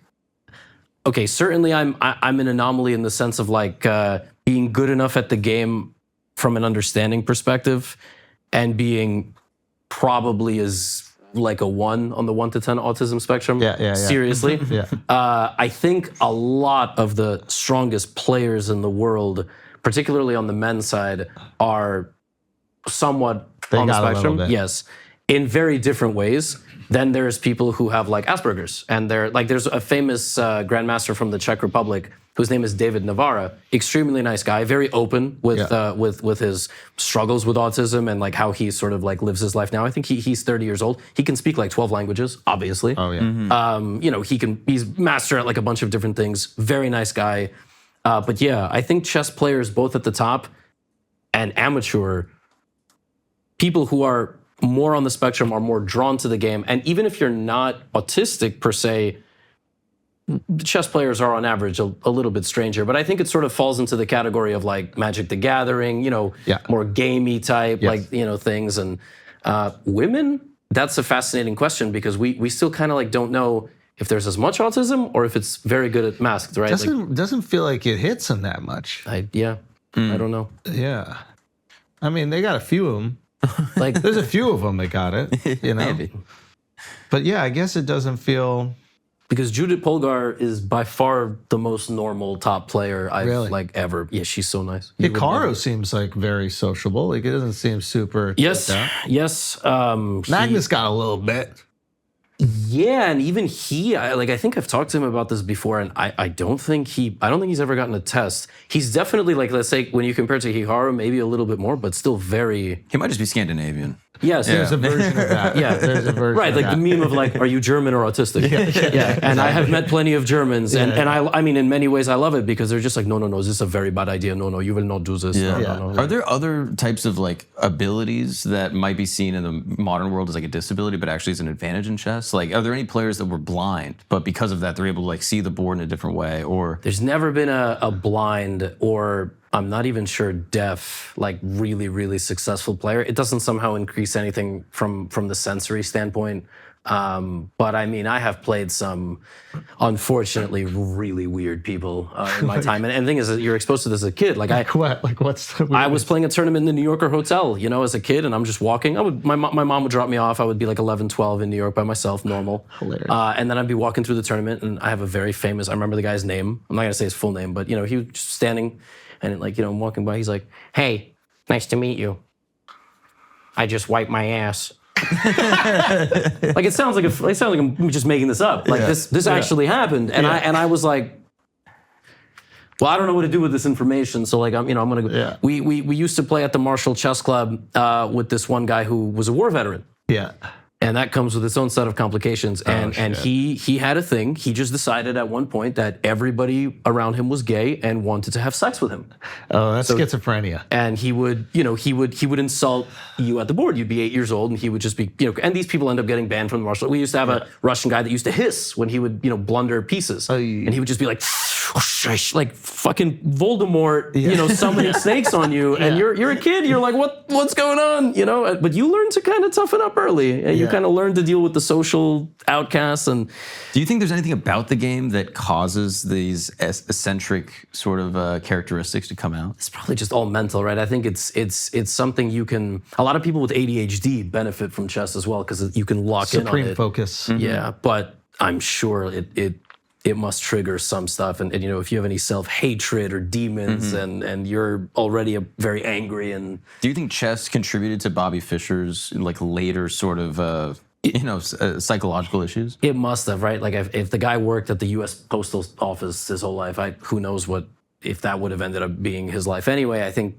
many people fall into obsessions over their years. It happens to me. I'll listen to my neighbors make noise, and then I just like can't unlisten to it. Mm-hmm. For other people, that's like whatever their obsession is. Like they end up hyperfixating, and then they go a little crazy. And who are the other eccentric characters in like the history of chess that have kind of come out? There's the one dude that's bald. He's got like the hair in the back. He died like fairly 55 or something. I forget his name. Was it Tal or? Oh yeah, this guy. Yeah, I think so. Oh yeah, sure, yeah. Tal. Guy? Tal, but Tal is like a legend. The thing about Tal, chess players used to be way more fascinating. So there's this guy right now. I will answer this. There's a guy Dubov, Russian grandmaster. He's famous because he always wears Balenciaga sweaters and he can do one-arm pull-ups. He's a jack calisthenics Russian grandmaster. Okay. And he has famously just been on podcasts being like, yeah, I don't really try in tournaments anymore because I'm playing these kids that like have no life. Like I'm straight up playing kids that have no social life, no girlfriend. Yeah. Like whereas when he was young, he'd social, drink, party, stay up till 3 a.m, go and play his games. These kids are like try hard spelling bee type of kids. That's sort of the point that he's making. And Tal back in the day was music, composer. Like he wrote music. He could speak. He would give speeches. About anything, self-help, politics, anything. He was like a very fascinating artistic guy. He couldn't make himself tea. But like somebody could do that. And this guy was in a hospital, with failing organs, left the hospital, went to play a chess tournament and beat Kasparov. Wow. Before Kasparov was Kasparov. But like imagine, and then he died. He died like the same year. Wow. So this is the kind of lore. Alekhine, the most notorious guy, that video I made, that story about Alekhine Fantastic video, by the way. Alekhine is insane, dude. Like, I didn't even know half the shit about that video. So I knew a little bit. He was a world champion. He was the first ever Russian-born world champion. Russians ran chess from the 1950s, but he was born in 1897 or something, and became the world champion. Then he left the Soviet Union. He didn't agree with the whole, there was like a Russian Revolution. He left, went to France, and then was a multiple-time world champion on the run from the Soviet Union. And then when World War II broke out, he kind of aligned himself with the Nazis so that he could play chess because they ran Europe for 5 years. And then articles were published. You gotta love chess, bro. Dude, articles were published with his name. Like, imagine Andrew Schulz. It's like, all these other chess masters, they play a Jewish style of chess. Like, articles with his name. And to this day, like, there's a big debate. Was that actually what he wrote, or did they just put his name on it? Oh, wow. So the war ends. He can't play chess anymore. He's banned. He can only play on the Iberian Peninsula. And then he dies. And people debate how he died. They don't know if he died because somebody, poisoned him, somebody got to him. They don't know which person from where got to him, or did he choke on a piece of meat? Because that's how he died. Because he took too big of a bite of steak. They thought he was a spy at one point. Yeah, chess players used to be like way more interesting, man. Tell us more. This is fascinating. No, yeah, this is like. Can you tell him that Bobby Fischer versus the whole Soviet Union? Like, this is a game that was like 1973, maybe? That's, 72. Can you give us a little Bobby Fischer lore? Yeah, Bobby Fischer. First of all, he's born and raised in New York. Like, I taught a kid born on the same street as Fischer. Yeah. Somewhere in Brooklyn. Grew up playing chess in the parks here, and he rose to prominence in the '60s because he was one man taking on the Soviet mafia of chess. So they had. So this is like Cold War derivative. Yeah. Okay. Right around the same era. There were several American grandmasters, but he was by far the best. Okay. And, they wanted Soviet world champions. Like, you had to break into that space. They sort of ran it. He did break into it and dominated. So Magnus right now is 30 points higher than the next person by rating. Bobby was 100. So he was like something that nobody had seen in the chess community in modern history? Up to that point. And he understood commercial viability. He refused to play the world championship for $5,000. So his world championship in 1972, I think the prize fund was $250,000, which was 50 times higher than it had ever been. Holy, this is 72, $250,000. Yeah. And so we're talking about millions today. Yeah. And it was in Iceland. He was playing Spassky. It was in Reykjavik. I think like the day before the event, he was like, I'm not going. So to his detriment, he was also a little crazy. He was like, they're going to plant things in my room. They're Soviets. I don't trust them. How can one man take on this entire country? Behemoth, and he ended up going. And then there's the story, they've made movies about this, and I made a video about it. And he loses the first game to an insanely uncharacteristic mistake, like elementary level mistake. Do you remember the move? Yeah, he like took a pawn with his bishop in the corner, and his bishop got trapped. If you imagine how a bishop moves, it goes diagonal, and if you just close it, it can't come out. Yep, game over. Just like totally malfunctioned mentally, started saying the cameras are making too much noise, the cameras are giving signals to my opponent, whole thing.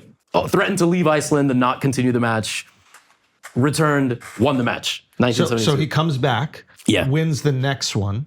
Wins 6 games in a row. Just blows him out. Yeah, blows him out. And wins the world championship in 1972. There's YouTube clips of him on talk shows with some of the talk show hosts of the 70s. He's with Johnny Carson. He has Carson. He has those tile solving puzzle things where you have to make a picture and then you scramble it. Okay. Yeah. And he's like, I can solve this in 3 seconds. And he just solves it. He just practiced that all day, just solving these little pocket puzzles. Is that more or less the story? Yeah. And there's tons of clips of him going on talk shows, and then he never played another world championship match. Ever again. 1975, Karpov from the Soviet Union. Karpov Fischer would have been the biggest match. The John Jones Ngannou of chess. Wow. And it never happened because Fischer, I don't exactly remember the timeline after 1972, but every world champion who was a star, ultimately when they won the title, would have demands. They would want certain conditions. They would want to change the prize fund. They would want this and that. And the way chess has always worked is we don't even know where the next world championship is or how much money is committed to it. We're sitting here in the middle of 2026. The World Championship is in 5 months. You have no this clue year. what's going to happen. No, there's bidding going on for it. Our international federation is much better now than it was when Fischer was playing, and much better than it has been in many years, but it's still a disorganized mess. Yes. Like it's very tricky for them to, it's no FIFA. Like FIFA, I think there's a saying, I think actually Magnus said this. He's like, you can be corrupt or incompetent, but you cannot be both. And so I think that quote is out there somewhere, but this is the major issue is like every world championship cycle chess has ever had. And by the way, why is it a cycle? Why don't we just have like a tennis system where at the end of every year you have a world number one? But I digress. We very much have a fight system where you don't know who the next challenger is. It's kind of like, who's going to win? Unlike fight sports where it's sort of like the number one contender or maybe like the biggest draw or whoever agrees to the contractual stipulations. We run a tournament, but we run it once every 2 years. It's called the candidates. And the winner who emerges from this Hunger Games competition challenges for the world championship. Got it. But it's funny because in chess, you could have a guy as the world champion. For 2 years, he can play terribly, but he's still the world champion. Because he hasn't lost that title. And in 2 years, if he defends the fucking title just in one match, head to head, he's still the world champion, even if he's like down to number 50 in the world on the world rankings. There's a version where I like that. Okay. Because like it allows you to take chances and potentially like expand your game throughout the year against elite competition. And then when it really matters, you shut it down. I completely agree with you. Whereas you might have to play safe because you're holding on to the belt. And I think sometimes what happens in fight sports, as you know, you're a big fight sports fan, is like sometimes you see champions go, I don't want to lose this, and they're not taking the same risks. And sometimes fights get a little bit more boring. Yep. For champions, boring is whatever. But like, there's a version where I like it for excitement purposes. But a reign of dominance is also pretty awesome. Yeah. Like you just kind of want to see your champ never lose. Has there ever been a massive cheating scandal that was confirmed? Like something where it was, so like almost like a Barry Bonds style, where it's like the greatest guy, and then they realize like, oh, it actually was all a fugazi. Unfortunately not. I don't think for a world championship.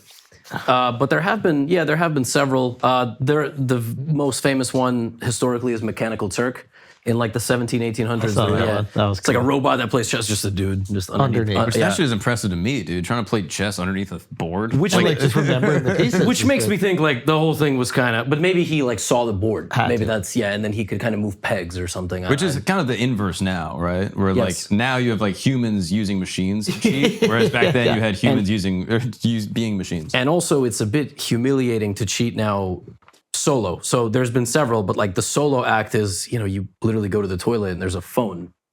So there's a famous picture of a grandmaster from Latvia, I think, a couple of years ago, who literally just like had a phone in a toilet stall. He's sitting looking at his phone. I mean, this is like ridiculous. A couple of years ago, grandmaster by the name of Shevchenko taped a phone in a toilet stall and wrote a note that said in Spanish, because the tournament was in Spain, don't remove this phone, the guest will get it at the end of the day, which is like groundbreaking cheating technique. There have been more sophisticated ones where, and again, you wonder what drives a person to cheat as like a young 20-year-old who's kind of trying to break into the top. It's obviously money. Like he's obviously struggling. I have too much empathy for these things. Some people are like, oh, get him out, ban him. I'm like, I don't think people cheat like for fun. I mean, he's probably struggling or whatever, mental or financial. And then there was a famous case at the Olympiad where there was a system of 3 people, a guy watching the game, texting a guy standing around the boards, and then the guy was relaying to the person playing, depending on where he was in the room, like what piece to move. Because a grandmaster doesn't have to know the move. A grandmaster just has to be told bishop. And he'll be like, oh shit. That's right. You have to be told the move. Right. And you won't even know why. Like an amateur won't know. That's what I was always wondering. It's like, how could you effectively communicate where to place the piece? But at a certain level, you just need to let them know which piece to move, and they'll do the calculation themselves. And evaluation, yeah. If I'm ever confused about if something is winning or not winning or whatever, it's too dangerous, and you just tell me the best move is with the bishop, I'm like, oh, I know the move. We got to bring our boy in from chess.com. Can we get him back in? Oh, grab them. Yeah, go grab them. And also bring Max in here. Maybe Max can sit on the couch because we have. So I went to school with the kid who played young Bobby Fischer. That's crazy. In Searching for Bobby Fischer. I remember this this one. I thought we went to PS6 together. We went to Wagner Middle School together, but he surprised me today. He came here. I played chess at both those schools, PS6, PS9. I used to take kids like before COVID. Because I ran a program like I was in the chess club, by the way, at PS6, dude. I'm just saying. That's where he learned to blunder his rook. I'm just saying. What a dumb move. Now, if I didn't do that, I don't know where we are in the episode. Like maybe you'll see we play a game. But if I didn't do that move, would the play have been consistent where you would have believed it? No, in about 5 moves, I would have been like, something's going on. It was just too pristine. Yeah. I started thinking, okay, you played in school, you're probably like 1,200, 1,300. I've been lied to about your chess level. Well, I tried to set you up. So before we played, I was like, hey, listen, I don't want to look like I'm a complete amateur. Like I've been playing since I was a kid, and like I would say I'm a good chess player. Yeah. Hey, Danny. Hey, my boy, get back over here. You know what's tough about, like, because I got my bio age and I'm younger than I am. I know exactly what you're about to say. Yeah, you're kind of like, I'm good. Yeah, you're killing it. Yeah, You're doing great. I'm doing great. Like, Yeah. I'm not going to stop drinking. God forbid I stop drinking, I age up. He was Yeah. only younger by a couple of years. It wasn't really that. Nah, I significant. was younger by a lot. I think I was 34. Yeah. I think you're having a revisionist history right now. Am I? Yeah, I think it Yeah. was like probably like 38, 39. Like only a couple of years. Yeah. I think I was 34. I do remember I was the healthiest and the youngest. So Yeah, but you don't have any kids. I You're haven't- not even married. I haven't Yeah. changed a thing. I just kept doing what I've been doing. Yeah. But you're not a fully grown adult. Yeah. They're Once you not pay actualized for a human wedding, beings. all of a sudden it goes up. Yeah. Yeah, exactly. What are you at right now? I'm still at 23, and I feel great. But I did change some things. What did you change? I talked to the AI in the app, and it said, I'm eating less sugar because my resting glucose was high. That's true. That's He's true. eating donuts. He's No, not- don't bring that up. Can we edit that out, Miles? I'm not eating we were donuts. together all weekends. And This what did I is do? Such And what cap. did I You do? ate mad sugar. No, I did not. Yeah, I did you not. did. You were eating tres leches like no tomorrow. You were going. I did have a trace. He was That's going a good one. crazy. I had a trace You're like gonna Chase. fuck up. This That's is ordered out tres leches. They came in a can. He like ordered it from a restaurant, and it sat there for 3 hours, and he still crushed the whole thing. That's the best one. I would. Yeah. The nice thing about a tres leches is that it can be soggy. Yeah. Like it It's doesn't supposed get worse. It gets better. Yeah. Yeah, I mean, I wouldn't know because I don't really do that kind of stuff. But I'm feeling better, and I started taking psyllium husk. That's a new thing I'm on. Oh yeah. Okay. It's like a fiber thing that helps with my like lipids and my heart. Yeah. I gotta lower my LDL according to function. Why you dress like guys fuck you on top?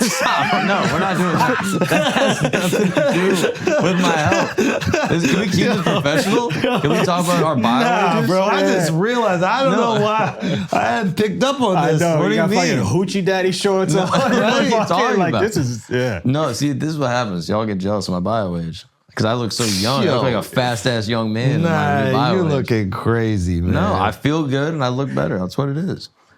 And also I can get you Tell guys me on about some your stuff. husk or whatever. What is your husk? Like an RFK over here.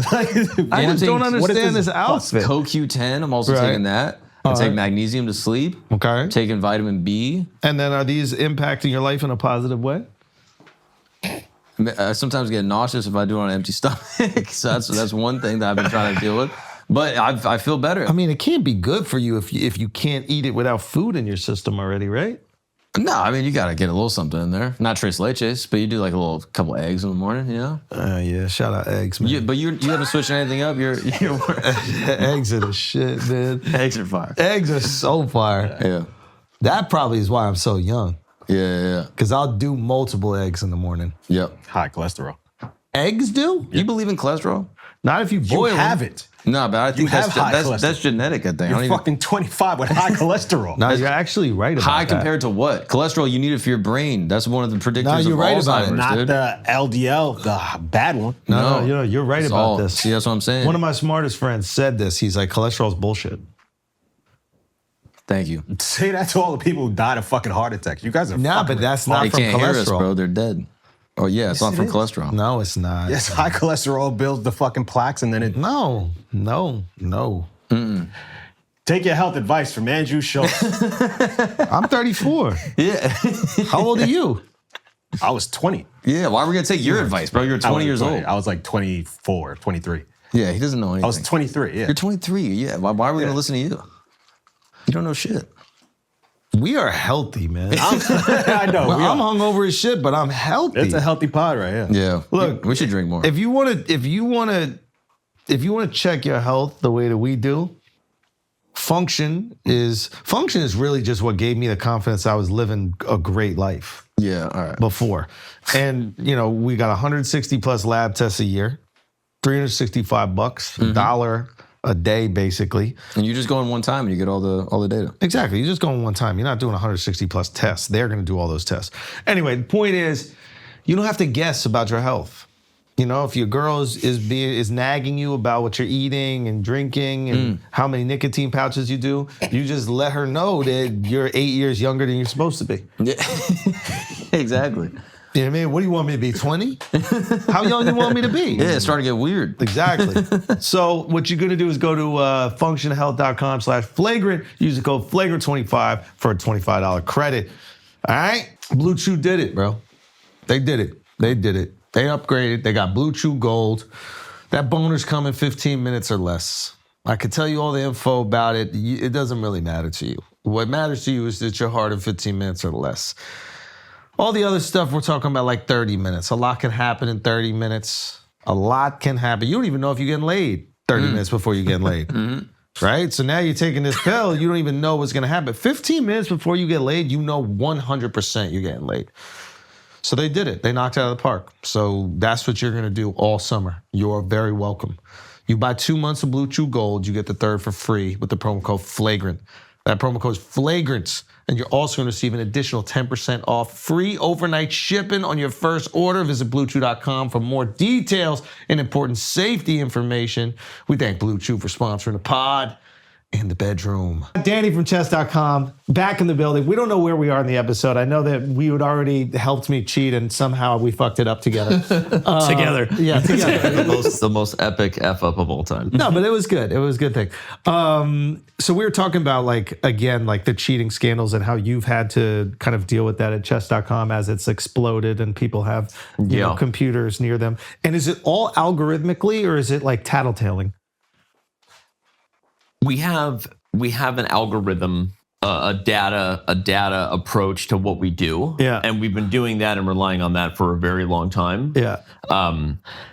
As the stakes have gone up and we're faced with scandals and all kinds of crazy shit, and we've seen the attention economy blow up where people are making millions of dollars as creators or otherwise, we've invested a lot in other things. So we now have like software where we observe people in real time, our own proprietary thing that can sync up like what's going on in someone's room with the data. And so we do all kinds of things now to try to protect the millions and millions of dollars. So but it's mostly data. But that's the thing that's interesting. You brought this up is like, once there's a financial incentive in something, people will find a way to get the edge, right? Yeah. Like, and you saw it with sports, right? Even more than financial, if you have the whole nation like riding on this. Oh, you're right. That's also I'm almost true. wondering if there's ever been a case where, there's like, let's say Magnus is playing like a champion from like a Gulf country that has a bunch of oil money.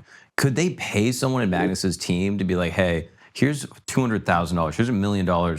What opening do you think he plays? Well, now you're talking collusion, which has existed in chess for a long time. I mean, Levy's been taking us down a lot of the different rabbit holes of like Fischer versus the USSR, and like there's been tell us the collusion So stories. there's been cheating in chess in the form of like pay someone to lose, pay someone to draw, predetermine on the result. There's also been. Do you have specific times in history where this happened? I mean, tell us. When I was 8 years old. Okay. I'm not even joking. When I was like, we'll get into the more serious ones. When I was a kid, not exactly the same. I was playing my friend. We were at a local tournament. We both had 2 points. I was like, you want to just like play as fast as we can and see like who wins, and we'll just like split the prize money.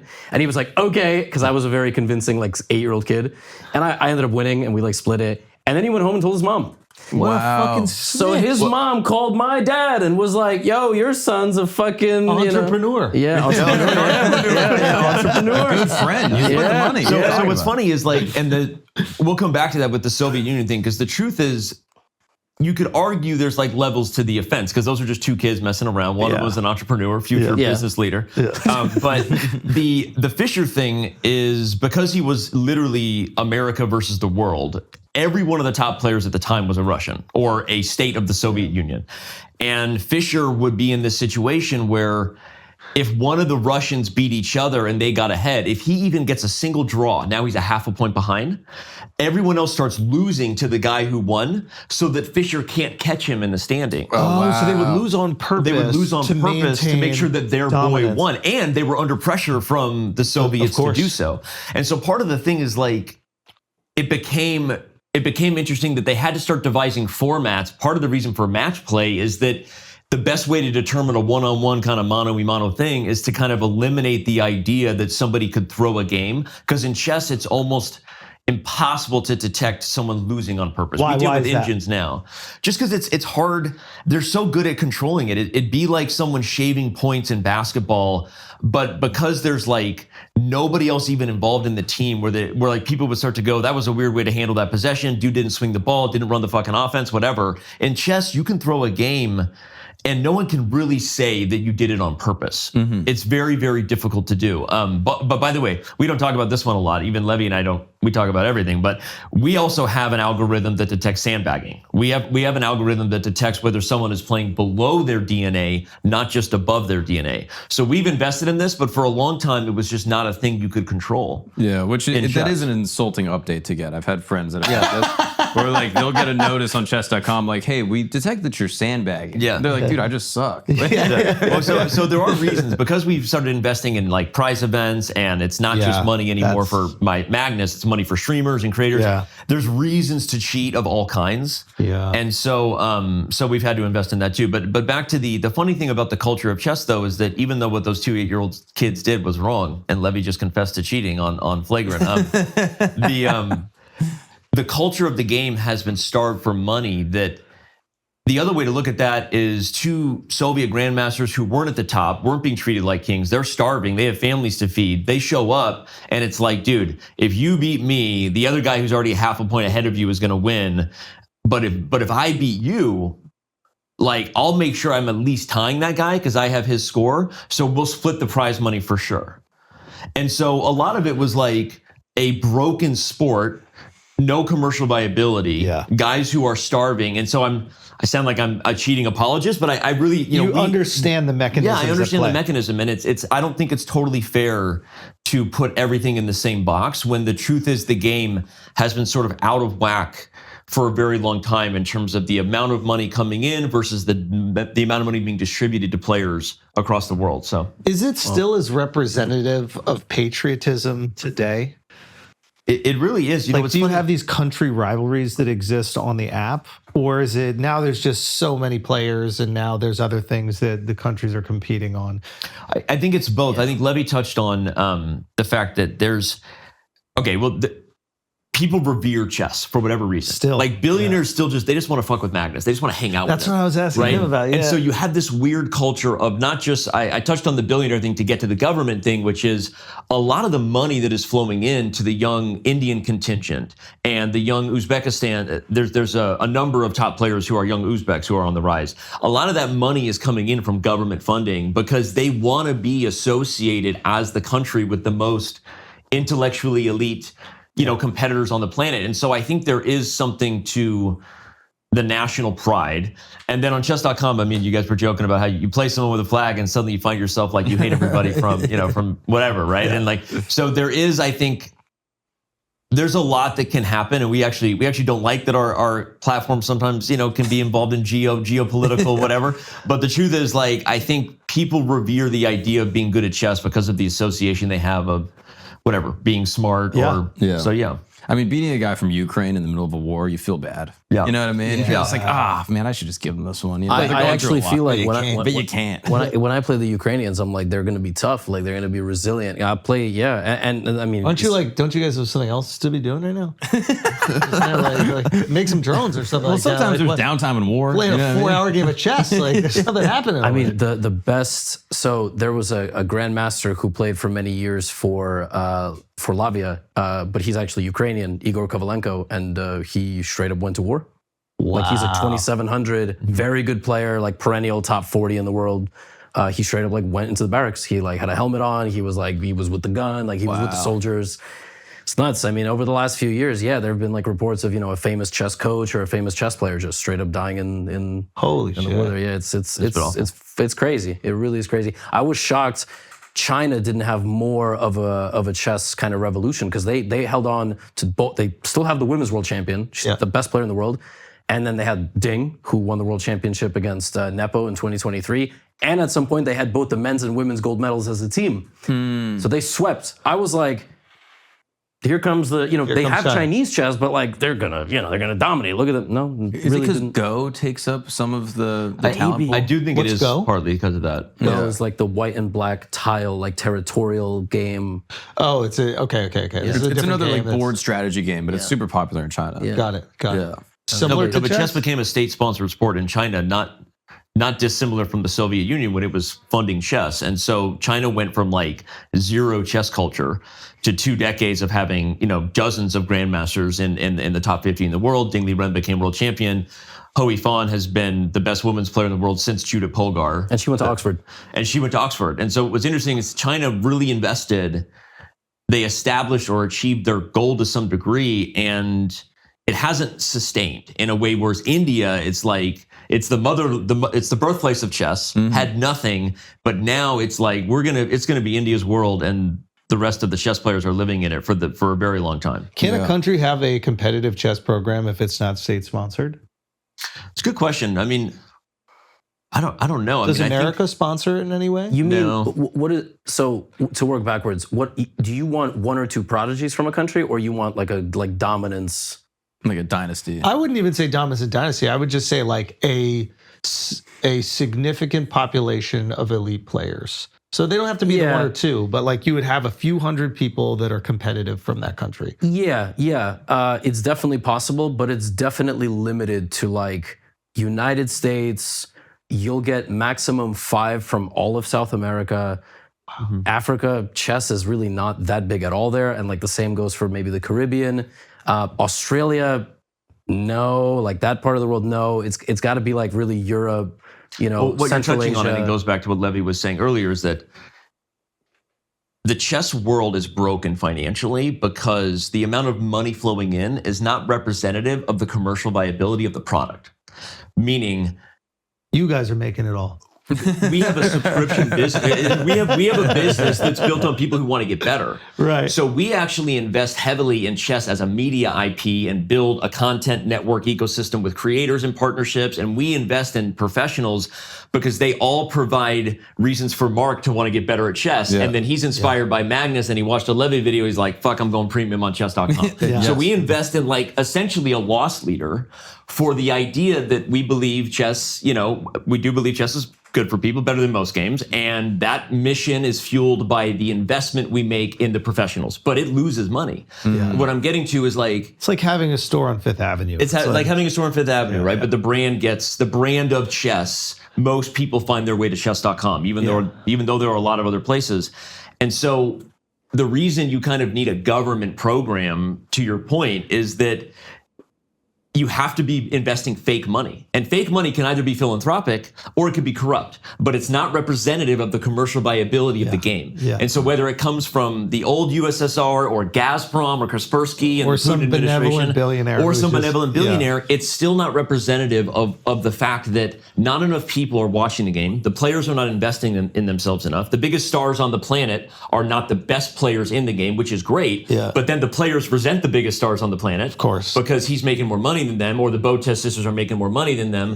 And so I think we're at the beginning of what I hope is like in 20 years, people look back and go like, that was a short period of time before we had some major breakthroughs, and chess was inevitably going to get on ESPN and these things because the content creators helped lead the way. That's my hope. But So anyway, go ahead. here's the thing I wonder, right? Because like poker had this huge come up. Like I remember this movie Rounders. Do you remember that like Ed Norton, Matt Damon movie when we were kids? Do you remember that movie? Yeah. You guys are older than me, so You've never Holy seen fuck, Rounders? I'm 30.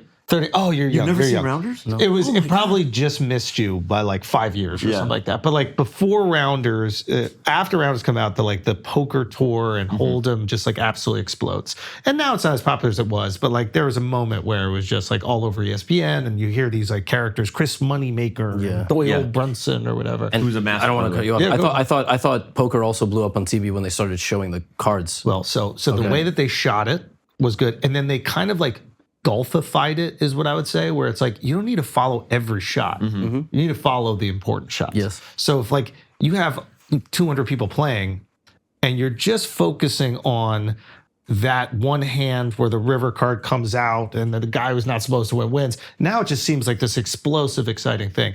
There's a version of like what I see you when you're calling these games. You're taking the most interesting games and you're speeding them up. Cut down one move after another. But in order for commercial viability for the players, you need audience, and they either need to fill up stadiums or you need it to be streaming on something. So how do you make it interesting to be streamed is a tricky one. And that's kind of what we're working on now. And Levy's point about the pocket cam is only really relevant to chess, because what that did is it gave the viewer more knowledge than Phil Ivey. It gave the viewer more knowledge than Phil Hellmuth. And what that does is it puts you on the edge of your seat, because you're like, fuck, he's got jacks, but he doesn't know that she caught the third 8 on the river. Like, and he's going in, right? And so now you don't turn away. How do you do that with chess? And we have been unable to do that with chess to some degree. We've been trying.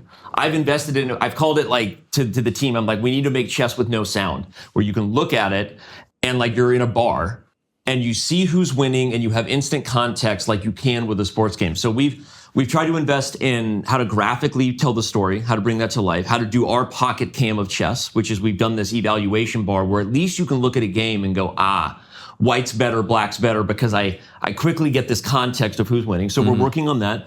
But then the last point to your, I think the most important point is stories. Like, people have to give a shit emotionally. Well, they'll do that with you guys building up the characters. I think that exists right there. But also, like, there's almost like a GPSification of the game, where it's like once you get deep into a game, there's only a couple moves that make sense. And those moves make sense to like different percentages, right? Like, I had that huge blunder, obviously. So like doing that would take your, if we're looking at like GPS as a metaphor for it, like that would take you way out of your way for victory. But there is a version where it's like moving your rook here gives you an 80% advantage on that evaluation metric or whatever you were saying. I don't know, maybe this is I was going to make a point about the previous point, but make it. Yeah, and I will. We're living in fascinating times in sports where we are seeing the athletes now have come from money and been descendants of players. This is NBA classic. Yeah, NBA, tennis. I Google a player I've never heard of in tennis. Father is a hedge fund manager, billionaire, all of them. Or played and won like 2 Grand Slams. Right, or like both parents were athletes. Yeah. And there are some sports where this is not quite the case. You still see a lot of rags to riches stories in fighting, but you also see it in like soccer a little bit more. And baseball and hockey also, it's regional, it's climate, it's when you're born. And it is something you have to start young and you have to buy the equipment. Chess, barrier to entry is like 0. I mean, it's very, very little. And so we see parts all over the world where you can have massively strong young contingent of players with a budget of like, $100 for like thousands of kids, just get these chess sets. And resources now are much more available than ever for improving. And if state sponsorship thrown into the mix messes a lot of things up, because you have kids from India and Uzbekistan who might be becoming like millionaires at 19 and 20, tons of resources, and every top player in the country is plugged into making them better. And so there's this big rise. Whereas in the United States, you got, for example, Abhimanyu Mishra, Indian-American kid. He became the youngest grandmaster ever at 12. They really tried to break that record. That's the thing in chess. None of these youngest ever records are accidents. The parents take them out of school. Like, you gotta try to break the record. It's your life. He doesn't have a single major commercial sponsor in the United States. Why not? Maybe, like, you don't know. I don't know if it's a mix of they haven't been offered, or it has to be either it hasn't been offered enough or they're tough to work with. Like, why didn't chess.com get involved with them? So now you're hitting on the next point, which is the problem with the lack of commercial viability is the only profitable, even though we're a big company, we're very profitable, the only profitable company capable of sponsoring has no reason to do it because everyone's on our site.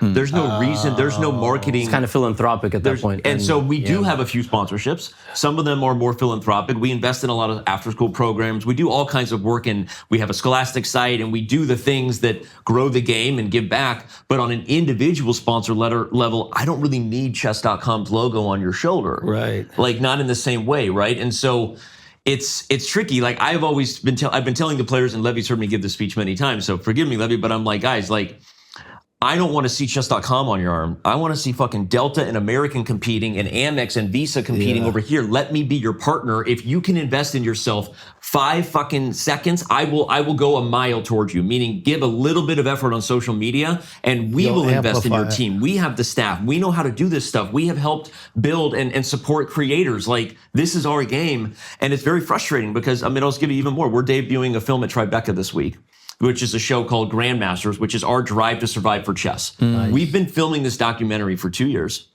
Is Levy at the time of this recording, anyway. This is around Tribeca, so sorry for that. At the time of this recording, we are premiering a film at Tribeca. It's a 3-episode miniseries, Drive to Survive.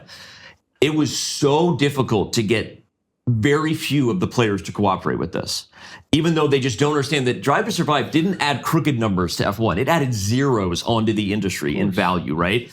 And they're very short-sighted also because not only they're short-sighted maybe because they're uncomfortable around media, they don't have as much, experience with it, but also back to the point about it being commercially out of whack. What is their reason? Many of the top players are actually getting very good high 6 and low 7-figure salaries for doing nothing. Because the amount of money going into the game from fake money, from benevolent billionaires and governments that are out of whack makes the young Indian guys like, I hear you, chess.com, and Danny, you gave a good speech about how you want Delta and Amex, but I don't really need this, and I'm just going to keep playing chess. So we're always back to the square one of like, how do I trick these guys into doing something good for them? How do I trick these guys? Why not have a creative agency that you sign certain players to, and then you just outsource all that? Yeah, we need like a CAA just for chess. Or just like a marketing agency. Then you go like, hey, listen, if you guys want to do it, and they're going to build out all your socials and find things that are authentic to you. Yeah, I feel like they would maybe, but it's even hard when you show them the value. I'm not going to name any players, but I've had like one-on-one conversations like, hey, you sure you don't want to put this microphone on and talk for like 10 minutes? And they're like, no. I respect it. There's a purity to it. Yeah. But, or like a Substack or like some type of way they can just get their ideas out. Like if they're uncomfortable talking. Yeah, but I think Andrew's right that we need the marketing agency to do the work for them. Yeah, you just need to outsource. What about a World Cup? Like I know that there's obviously international tournaments, but like is there a version where it's like, hey, the best 5 Americans, best 5 Indians, best 5 Uzbeks? We have the Olympiad. It's every 2 years. Even that, it's hard to. Chess doesn't market itself well enough for that to be an event that people look forward to every year. Chess also has this like unique thing where even though it's a sport, you play it and you follow it and it's part of your life and you play it with your kids. Like it's tailor-made for like watching and knowing when everything is happening. Nobody watches or knows when anything is happening. Like what is the impetus for watching? Like we have to. I think the thing about the World Cup or the Olympics is so interesting is that we'll watch sports that we don't care about simply because there's patriotism attached to it, right? So we'll watch curling and we really love America. America's going up against Canada in curling. Yeah. With chess, you actually have an investment in the sport. People love the sport. Now they know the characters. Maybe we just have to find a way where it's digestible on a TV. You've done it. I think we're on track, and I think Well, what is the best way? Like, what is the most digestible version? I think we nailed it with TV? cut downs, actually. Yeah. So, well, here's the thing. Like, the way it works now is, I would imagine if you take an entire pool of people that are going to watch the World Championship, which is our big thing, or whatever, my recap is going to drop for the first day. And that's when 90% of the audience that didn't watch live is going to go, oh, fuck, it's good. I didn't even know this was happening. Yeah. Now they're going to tune in every single day live, and also maybe more generally to catch the post. Why not live?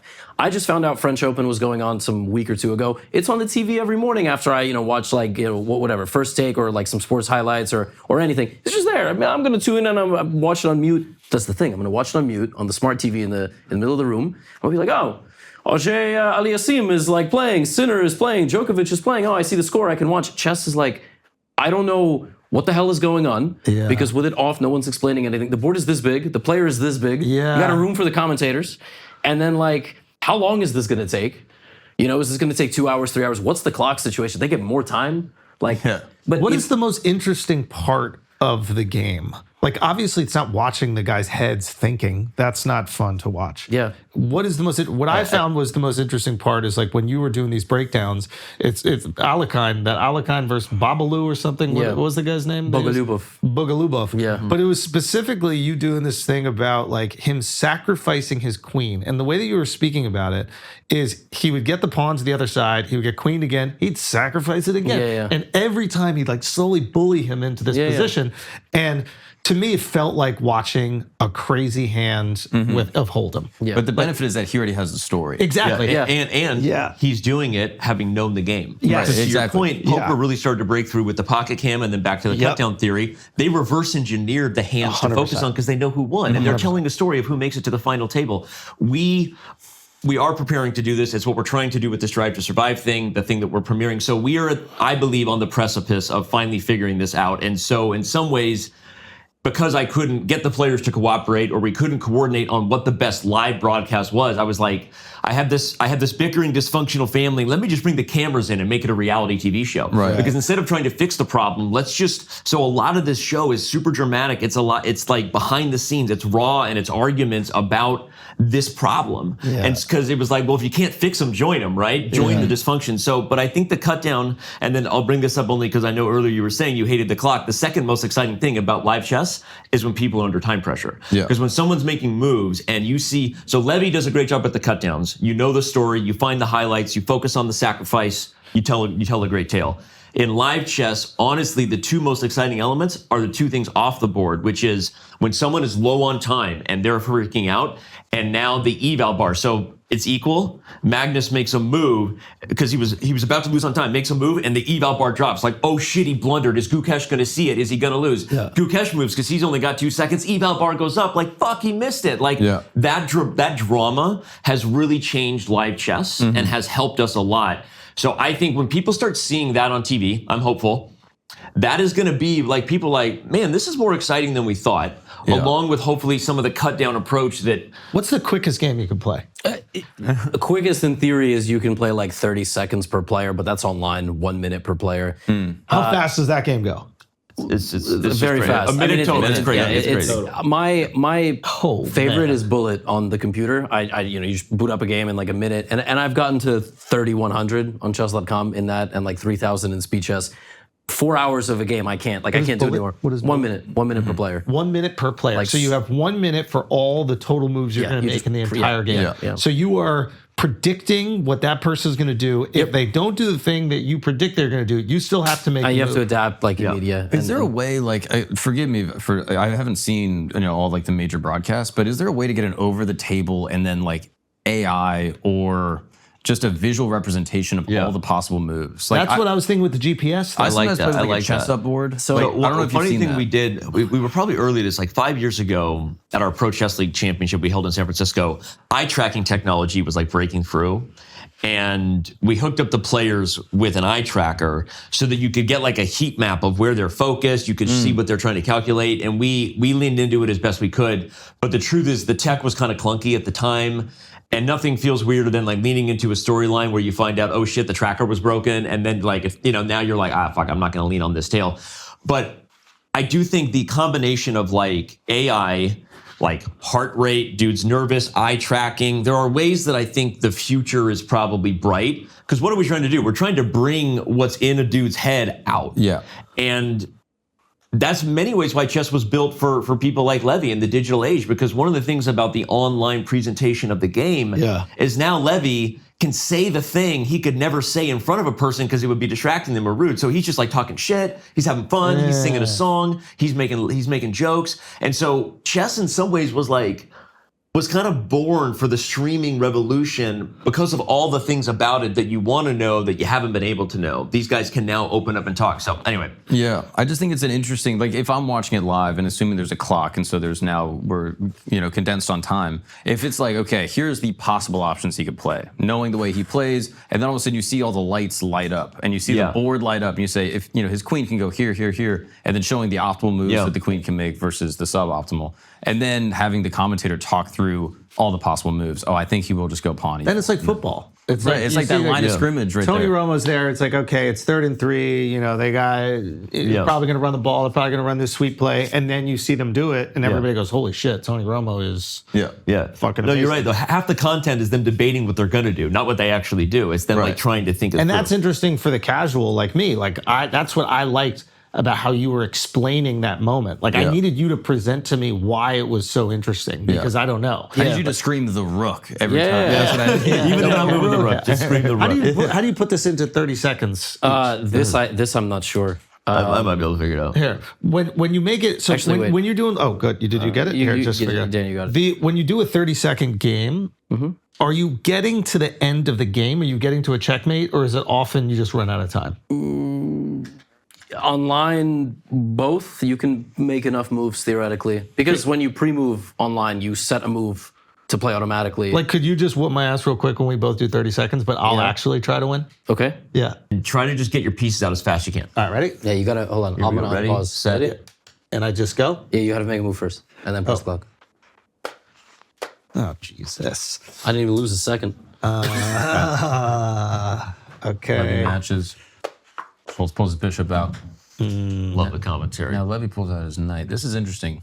He's defending that pawn. Schulz going for a 4-move checkmate because he thinks I'm brain dead. Wow. No, but I also have other things that I could do here, you know? Don't lose on time though. That would be.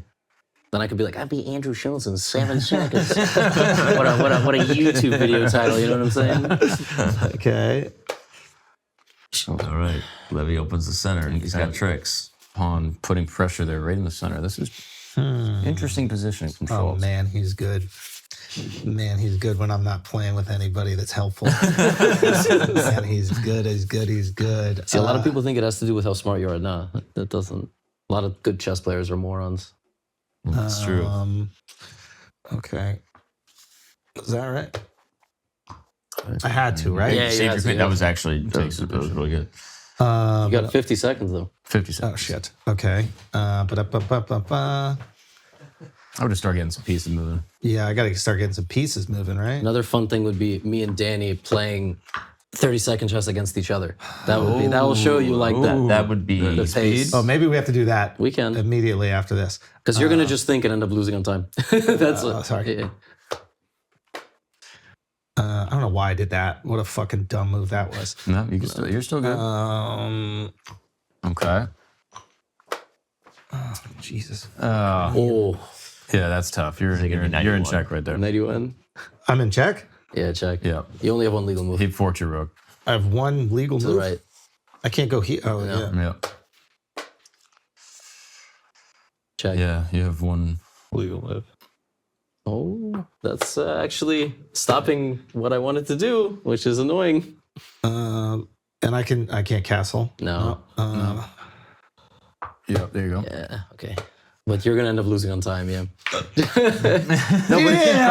actually crazy because Danny and I looked at each other and we thought you were gonna go here, just keep running, and I had Right. this really sick checkmate. And then it's over. right there. because your queen is cutting these squares and the knight is that would Oh be my really- God. All right, let me play Levy. Yeah, yeah, he's addicted. I love it. This is gonna be good. Thing is, even us, like This is so much fun. I have the speed game really kind of opens things up, huh?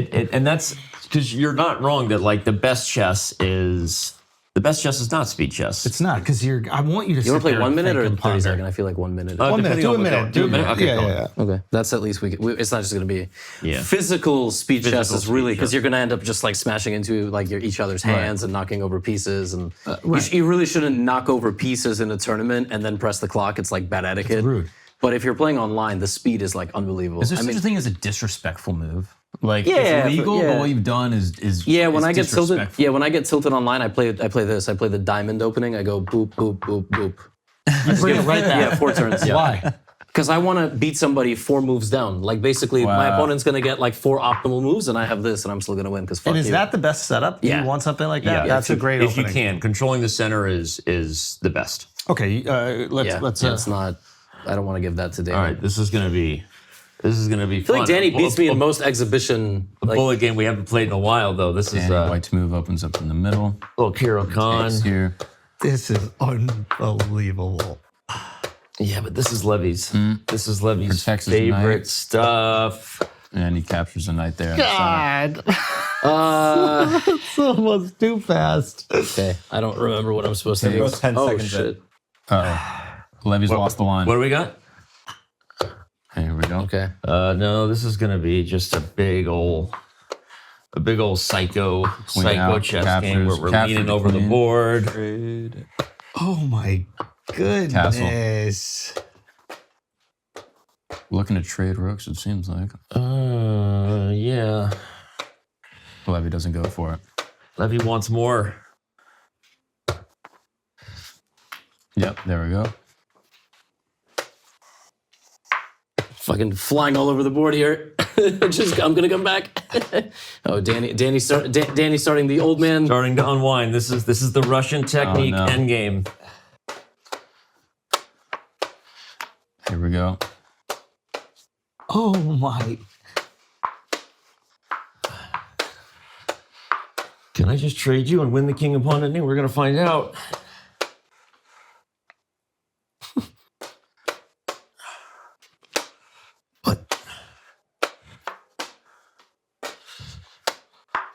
Oh my god. All right. Both kings are dead center of the board. Draw. Draw. That was a great game. Tell me. So online, like when we agreed to the draw because we were sportsmen, we got sportsmanship. I had 15. He had 12 seconds. So he would have just moved and tried to flat I would, you, and right? then at some point, because there's a progress rule in chess, you can't just like shuffle around for 50 turns. If at 50 turns nobody pushed the pawn or captured anything, it's an auto draw. And that's how you define progress. Yeah, so at some point I would have tried to go for this, but the idea is that if he takes, I take this pawn. And then you have a run. Yeah, but then like if he's here, then this is just stupid. I'm gonna end up losing. And how many of these calculations are happening? A lot of it is it's like pattern recognition, just because we've played something very similar, even if not exact before. So we're relying on intuition, right? This is where Levy goes, I think I forgot what I was supposed to do. Actually, there was a really sick moment where I saw a really crazy pattern Danny could have played. So when he went here and I took, Danny, you can play c5. Oh, an amazing because this is it's like I have no legal moves. Right. So what do I this would be a draw. It would be stalemate. Right. Normally, I have but I have to push these pawns. So he's gonna lose. So I'm gonna end up giving him this. And then I'm gonna end up giving him, and then here, if he takes me en passant, like because he can take me diagonally, he does this, and now I have a legal move, and now I'm gonna lose because my king's just trapped. So when I was like, holy shit, that might actually happen, but like I saw that in half a second, and maybe I had a C5, solution. you could have played king b5. Yes. I have a way out, Yeah, but I was like, oh my god, what did I just do? Again. Let me wait. And is this a different skill set, this quick game? Like, are there Yeah, I certain think- people who are built for this game? Yeah, I think the gap of the best players is still close, meaning like someone who's like 1200 can't beat Magnus even if they're a very good bullet player, right? You still have to be a top player. Yeah. But there are people who are better at the faster time controls. Me.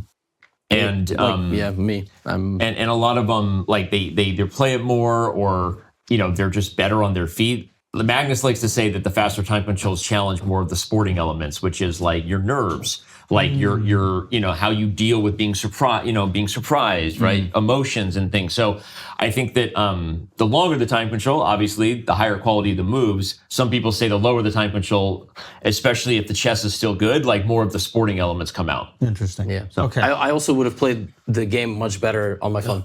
I'm like so much more used to playing at the speed on my phone. too, That we all here I'm play. like, I don't know what, like I can't process what's happening, but on my phone I'm like, oh, You easy. can also pre-move and things like Yeah. that. Yeah. Oh, wow. Okay. So Here we go. Ready, Yeah. set. oh shit, what am I Go doing? ahead. Oh, Danny and I have played this plenty. I am mouse slipping, which is where you. Not gonna happen. Not gonna happen. Okay, all right. Okay. Not There's a nice little tempo there with the knight. little double tempo. You're right. Okay, now this is gonna get really funky. What in the world are we doing here?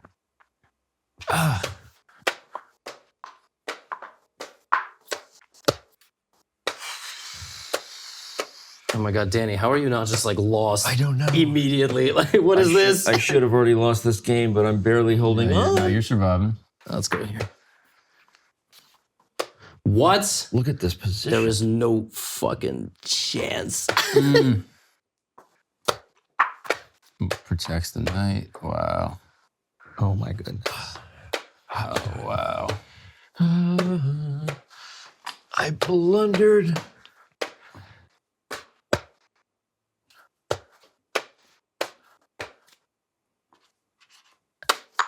It's funny, in Bullet, I'm like, barely touch moving the piece. Oh wow.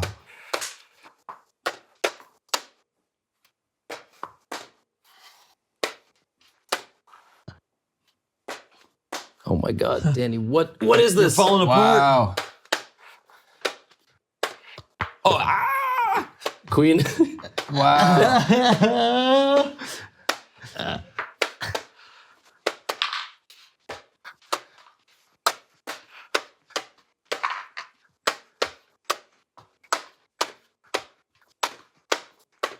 I can't move it That on. time. Oh my God. Wow. No, he got himself in trouble. I got in myself the in trouble opening. in the opening. Yeah. Knight H7 was cool though. I hit him with a really like when he brought his queen in. Yeah. It was very scary for my king, but I had to think for like 3 seconds.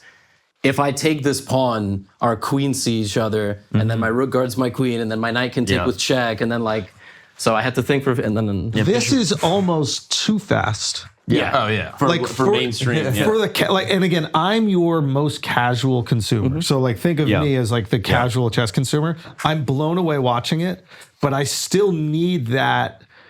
I need that like posthumous reflection on the game. I need you to show me like what move changed this and how'd you do it. Like I'm just thinking of this like how do you get a casual to watch it? The speed is scintillating. Like I can see watching this at a restaurant why people would run over and just be like, what the fuck? How are they thinking this fast? How are they calculating these But things? even the end game of a 10-minute game can get to this level of speed, right? No, you're right though. Indeed, this is almost too far. Right. Can we? How much time do we have? Can we increase to 2 minutes? Not to like keep throwing you at each other. I just want to find like the time where you guys have enough time to think, and then we get to kind of consume. this sounds like the marketing agency. It's like the that's the all. I'm all about this. Yeah, I'm, this is great. figuring Yeah, I this thought thing out. you had stuff to do. I don't know when we do. I got nowhere else Charlemagne's on the way here, so once he comes here, I got to go to the other room. Do you need to switch any cams or anything like that? No, I brought my own. Just put them in there. And you put him in there, so we're ready to go. All right, well, guys. This has been Gotham Chess, chess.com, Levy and Danny in the building. Thank you guys so much for being here. We got one more game. We're doing it right now. Let's do it. Let's set it up. You prefer to be black side? No, I just set it up because we were just kind of. Is there a preference? Is there like an advantage to one? White is typically. White is better than black, like 56% of the time, but it's close to equal. But white usually wins just a little more than black because you get the first move. Got it. So you can kind of set the tempo. And so of the white aggression. often is setting the tempo, choosing the structure, choosing the opening, and so That's also how I play. Like I tried like with white, I try to get what I want Immediately. fast. Yeah. yeah. Okay, all right. So now we're at 2 minutes. We got a little bit of time to think. Here we go. All right. The Schultz focus group of how to get chess televised right here. I'm loving it. All right, he's playing B3. This is like See, it's like non-standard, you know. yeah, this is It's weird to develop your bishop and not your other pieces. But Danny's got very sophisticated like style of chess that he plays, and it's actually kind of annoying. Like I was raised by old Russians, so I've got like a old school way that I play. And correct me, you can play quickly out of the opening because these lines are fairly memorized. But once you get into the middle and end game, It starts to get you got to calculate. a little messy at that point. The further the game goes, the more original the moves are. the moves are, Interesting, right. yeah. even here, we could spend a little time on these decisions, but I don't know how much time. Yeah, because it's a tricky amount of. Okay, so we're both in weird positions now that we don't know. I'm just targeting his 2 pawns. He knows that and So I'm making has to play something like So this is where we need Defending the rook. you need a layman like me yeah. that knows almost nothing, so I can be the audience, and then you need somebody that Actual knows master. everything. And then you I can explaining it commentate to as me. I play. And then you need yeah. to light up screen to show his queen can go here or here. That's what I was saying. And The then GPS, like the different showing- lines. Yeah. Like the chess up board that I have, when Yeah. you put your finger on the piece, the whole thing lights up like a Yeah, yeah. lightsaber. Yeah. And then you need to know like Bet365, official betting partner. Does no one have a sponsored glove? There's no. It's crazy in chess. There's no sponsor like primary watch sponsor, which is by far the There craziest. should be like It's absurd. primary glasses sponsor, like Absurd. you know. I won't even name the brand Levy wears because I know it. Don't you know? Yeah. But it's but yeah, I mean A fingerless glove with the logo on it, like an over-the-hand thing. You can see every move. It seems so obvious. Okay, so I'm going to be asking you questions as you're doing it. Can you? And you're not going to divulge too much, right? No, I mean I can like I'm like I'm expanding on this side of the board. Danny's attacking my rook. I slide it up. He's doing this, so he activates his rook and gets it on this side. I'm up a lot on time, so I have to make a decision. Like, am I gonna go for like a crazy attack? Am I gonna just suffocate his pieces? I forgot that you were up a lot on time too. You said that. See, he almost hung his rook. That would have been sick. But unfortunately, Not ideal for me. Schulz is trying to distract him. Sorry. So that's a defensive move. yeah, I'm trying to like go over here. He defends his pawn. I'm trying to like make some progress. Oh my god, that's pretty annoying.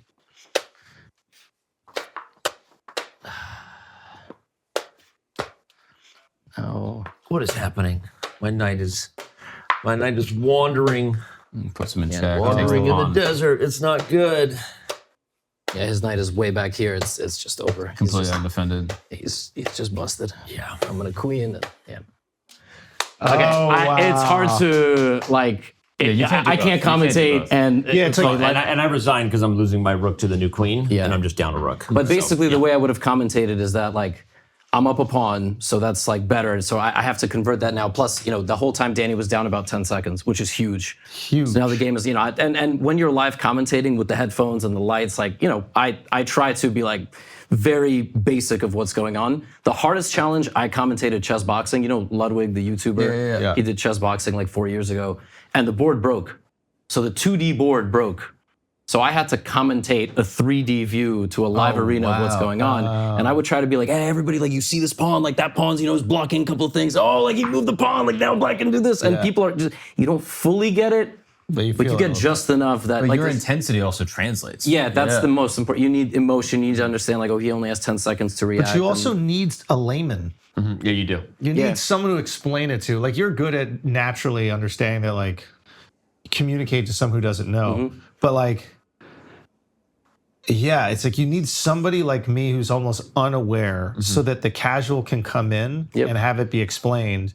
And the person who's like kind of mid-level knows all of it, but it's nice for a refresher. Like when I'm watching football, like I know they're going to be running on 2nd and 2. Yeah. But it's nice to be like, what are the options of that running play? Yeah. You know? And then even being able to draw on the board, like circle pieces, those are move them huge. over. And that's one of the reasons why, again, I think the digital screen has really helped bring that to life. You see it, but you're right. I think you really need a layman, even just to represent what most of the audience would want to ask and say.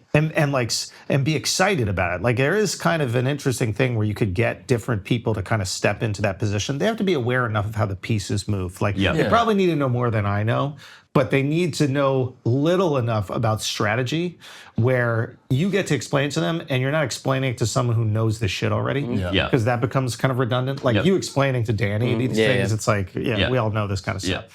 All right, guys, just some quick context for this game. I'm playing Levy from GothamChess.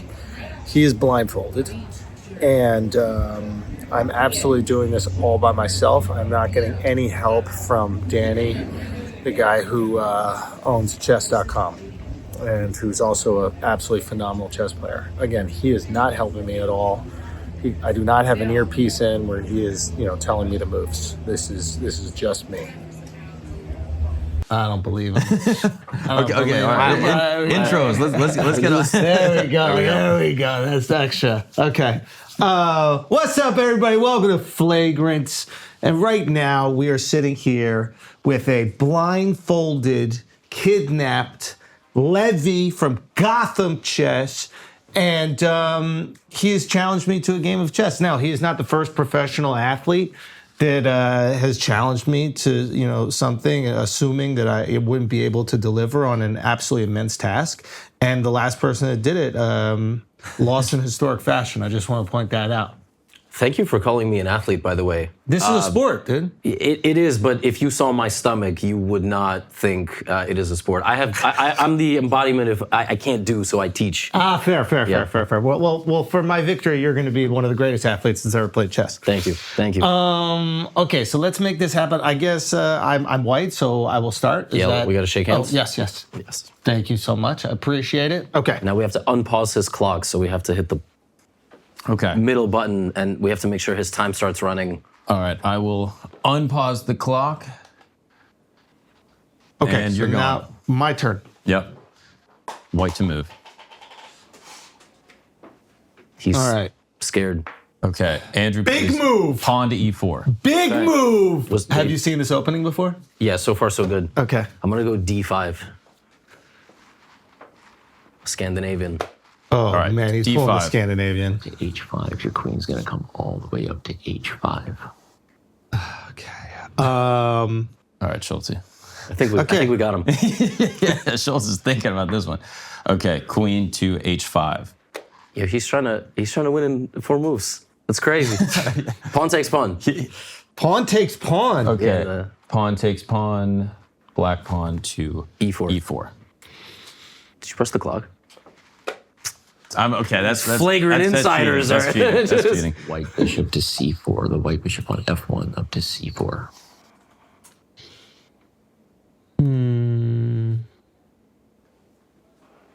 Okay. Okay, he plays white bishop to c4.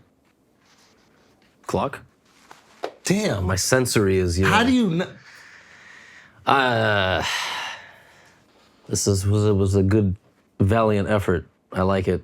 What does that mean? I mean, I see the threat. I see it up here. Okay. Let's go pawn to g6, attacking his queen. Whoa. Pawn to g6, attacking queen. And what's your chess level? Like 450, 500. 500. Yeah, something like Okay. that. Schultz is eerily quiet on his own pod.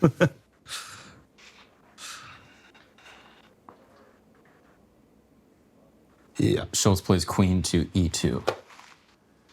Classy. All right, knight f6. Let's develop. Oh boy. Knight to f6. f6.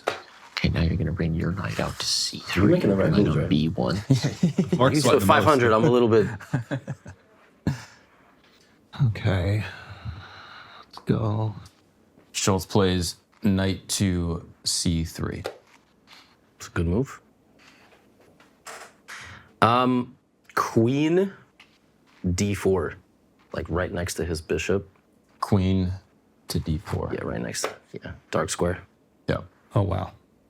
I mean, he knows the squares. That's crazy. Now you're going to play pawn to b3, pawn on b2 up to I b3. have been trained at this in the mines since I was 5. So I guess that helps. yeah, I used to not see sunlight. Schultz plays pawn to b3. B. B is in boy 3. Got it. Let's go. You want to like play the best move or the most aggressive one to get him scared. All right, let's go most aggressive.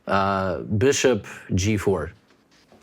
Bishop to g4. Oh wow. Oh, Levy. Your pawn on f2 is going to go up to f3, blocking the bishop's attack to the queen. Oh, Levy. Schultz why do plays you pawn do to it? f3. All right, pawn takes pawn. Knight takes pawn. Your knight on g1 is going Pawn to takes pawn, so that's your e pawn. It's the only pawn that can take another that's one. fair. Yeah. Okay. Yep. Pawn Yep. takes pawn. Schultz plays knight to f3, taking Okay, the pawn. got it. I'll take the knight with my bishop. Okay, We Levy gotta press my clock. I'll press. I'm gonna lose on time. No. takes knight, Yeah, I took his knight. and Schultz takes back with the queen. You got some. I'm impressing Levy here. I'm impressing Levy. I've been waiting for you to here. do something stupid, and it's not happening. All right, knight c6. The other knight out to c6. Knight to c6. Yes. How much time do I have left? You're at 8 minutes. Schultz has 7:40. c1 to b is in boy 2. You guys have a prediction market sponsor yet? Like, can we just you can bet on this game now? Yes. Schulz plays bishop to b2. Schulz is annoying me. I wanted to win a lot faster. Let's go. Let's play bishop g7. Bishop g7. Yeah. What the fuck is? It's most of chess. It's just sitting there going, what the fuck is... Long, which means you put your king on e1 to c1, and then For the audience at home, a door opened and I heard footsteps, so... The producers in the room. I might be strangled soon. I have really no idea. I've been wearing the blindfold since I woke up this morning and got thrown in a car, so... So Schulz is at 7 minutes. Levy's still at 7. Playing very well. I don't want to give you a hint, but I have some ideas. Give me something. I mean, you can castle. That's what I was thinking. I don't think a castle's a wrong move here. Castle which way? You move the king on e1 to c1, 2 squares. Yeah. I think long castle. Damn. Goes over. Now, Schulz, he long castles? Yeah. Did he do it correctly? Yeah. No, I'm serious. I'm not trying to like king on c1 and King's rook on on d1. c1, rook is on d1. Okay. I'm gonna castle as well, short side. So this left. So castle short side. Yeah, king to g8, rook to f8. All right, Andrew, I'm officially nervous. No. No, I'm officially nervous. Well, we're both there.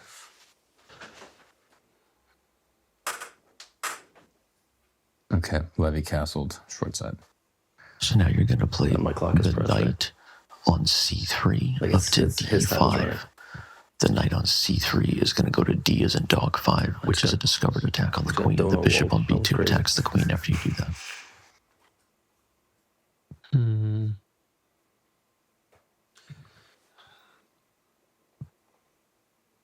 This might be Schulz plays knight to d5. the dumbest thing, or Knight to d5. Correct. D is in dog. Holy shit. This man played chess before? That's what I'm saying. that's why I said I have played. I wouldn't say. Are I'm you like cheating? No, He's just out of practice. I've played Can I since check was your a kid. ass? No, for legal reasons, that is a joke that has been debunked and proven to be not serious. Wow. All right. I kind of want to go for glory here, but I also want to play it safe. All right. I think I'm gonna have to play it safe. I'm gonna go queen c5. Queen C5, like diagonally back one side C5. to the right, one square. Queen c5. Yeah. Pawn to d4. Damn. Pawn up 2 squares to d4. I'm impressed. He played a lot as a kid. I mean, New Yorkers just kind of know how to play chess. We're smarter than everybody. I thought maybe like fatherhood, busy schedule. We gotta get rid of this timer, dude. Yeah, the time is going to kill you. Now, it's the only chance I have of winning at this point, frankly. Yeah, Schulz, you're at 5 minutes. What do you got? I don't know.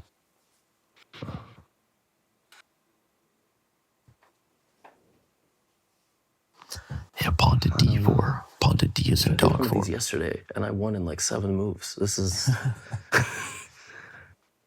I mean, you could. I mean, I don't want to give too many hints.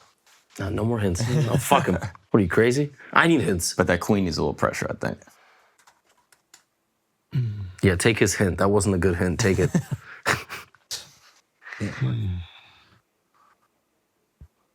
Has he lost on time yet? No. He's down 2 minutes. Like he has 2 minutes left. He's at 429 now. Okay. To d4. Pawn on d2 up to d4, attacking the queen. Can I? Schulz plays pawn to d4. I think that's a good move. It's not. He had better. But thank you. His finger's still on the piece, though, so I can take it back. No, he pressed the clock already. Did I throw it? Queen d6.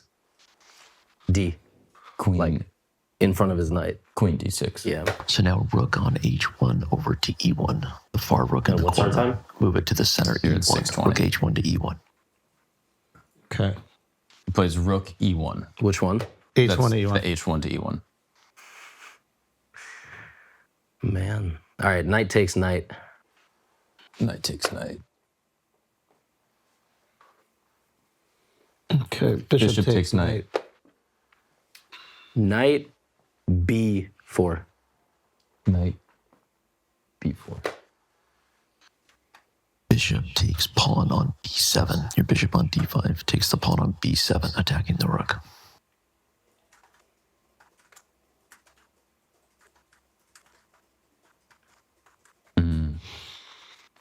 You see it? Yeah. Yeah, I don't know if Schultz sees it. Oh, man. Schultz plays rook to e7. He took my pawn. Correct. Queen takes rook. He played the wrong move. He played the wrong move. I said bishop takes. Just a fucking retarded move. Just an absolutely retarded move. Why did you do that? I don't know. Why did I you thought play I that saw one? something the second I did it. I was like, what the fuck was I thinking? That was. You want to take it back? No. Okay. Sorry, we're going to keep playing. Play bishop takes b7. Bishop on d5 takes pawn on b7. All right, Schultz plays bishop b7. All right, let's play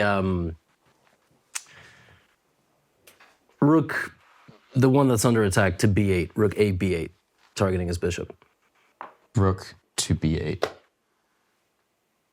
Yeah, I was gonna say the game was like really stressing me out, but that rook move surprised me. Schultz plays pawn to a3. So you just like gave me a rook, and you're just back to playing like all the best moves. Like that's what we're doing. I just played the dumbest fucking move I could imagine. He's under 1,000. You're gonna blunder sometimes, you know. I know, life. but he's like, okay, let's play pawn to c5. I was playing really well too. You were. I was a little C5. shaky in the beginning, but then I felt like You were playing. Pawn to c5. You were playing really well. That knight jump into the middle was really impressive. That was a ballsy move. It wasn't. I think it was just the best move. Like he just straight up. I was like, what? There's no way he played that move. He takes knight with Pawn. the pawn. yeah. Yeah, I'll take his light squared bishop with my rook. Light squared bishop. Take the pawn on c5 with the b pawn. B as in boy. Take the pawn on c5. He takes the pawn at c5 With the B pawn. b4 pawn. All right, let's play pawn to a5. Pawn to a5. Pawn to c6. Move the pawn up one and attack the rook. Pawn to c6. Schultz plays pawn to c6. Let's go rook to b. That's my move. b8. Slide it back one square. To b8. Okay. Yeah. Okay. It's not over. I thought it was over. No, it's I thought it was over. it's only gonna get harder for me to see the board. Because everything becomes non-standard. The pattern is remembering where every piece is not easy. You sort of forget he's doing this blindfold, huh? Yeah, I didn't forget. I have not forgotten. How many of these could you do At the same time? at the same time? Timed, not probably 3, but like if it was quiet and I could just focus, probably 5 or 6. Wow. But it would need to be quiet. I can't probably like talk and Okay, I'm going king to b1. King to b1. all right, pawn to a4. Pawn to a4. Pawn to d as in dog 5. Move the pawn on d4 up to d5. Pawn to d5.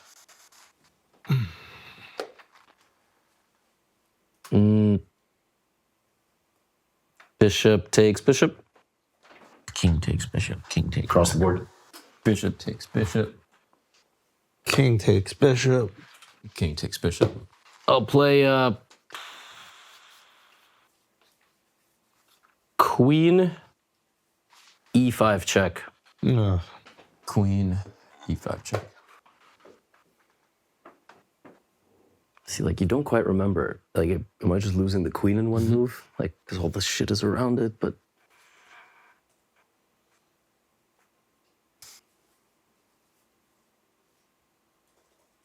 King to C1. King to C is in King to Charlie 1. Schulz plays king to C1. Yeah.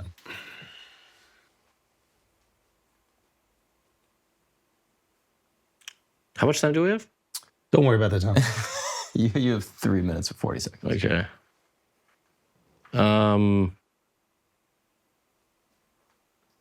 Schulz is like a minute and some change. All right, let's go pawn to A3. Pawn Just to push it. A3. Pushing the pawn.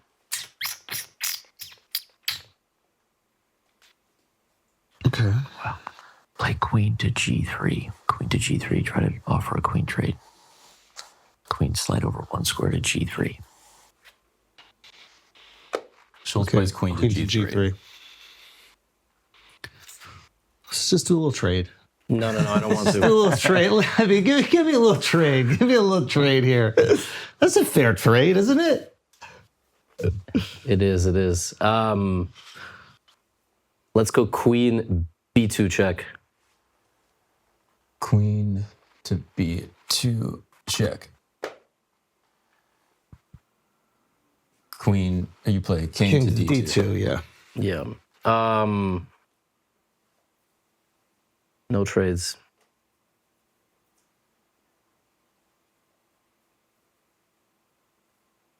Rook B4. That's the far rook on the on B Yeah, B8 to B4. to B4.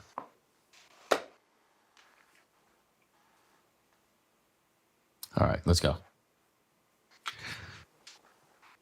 Going pawn to C7. Here, I'll give Thanks. Rook D4 check. rook 2 squares to the D4 left. check.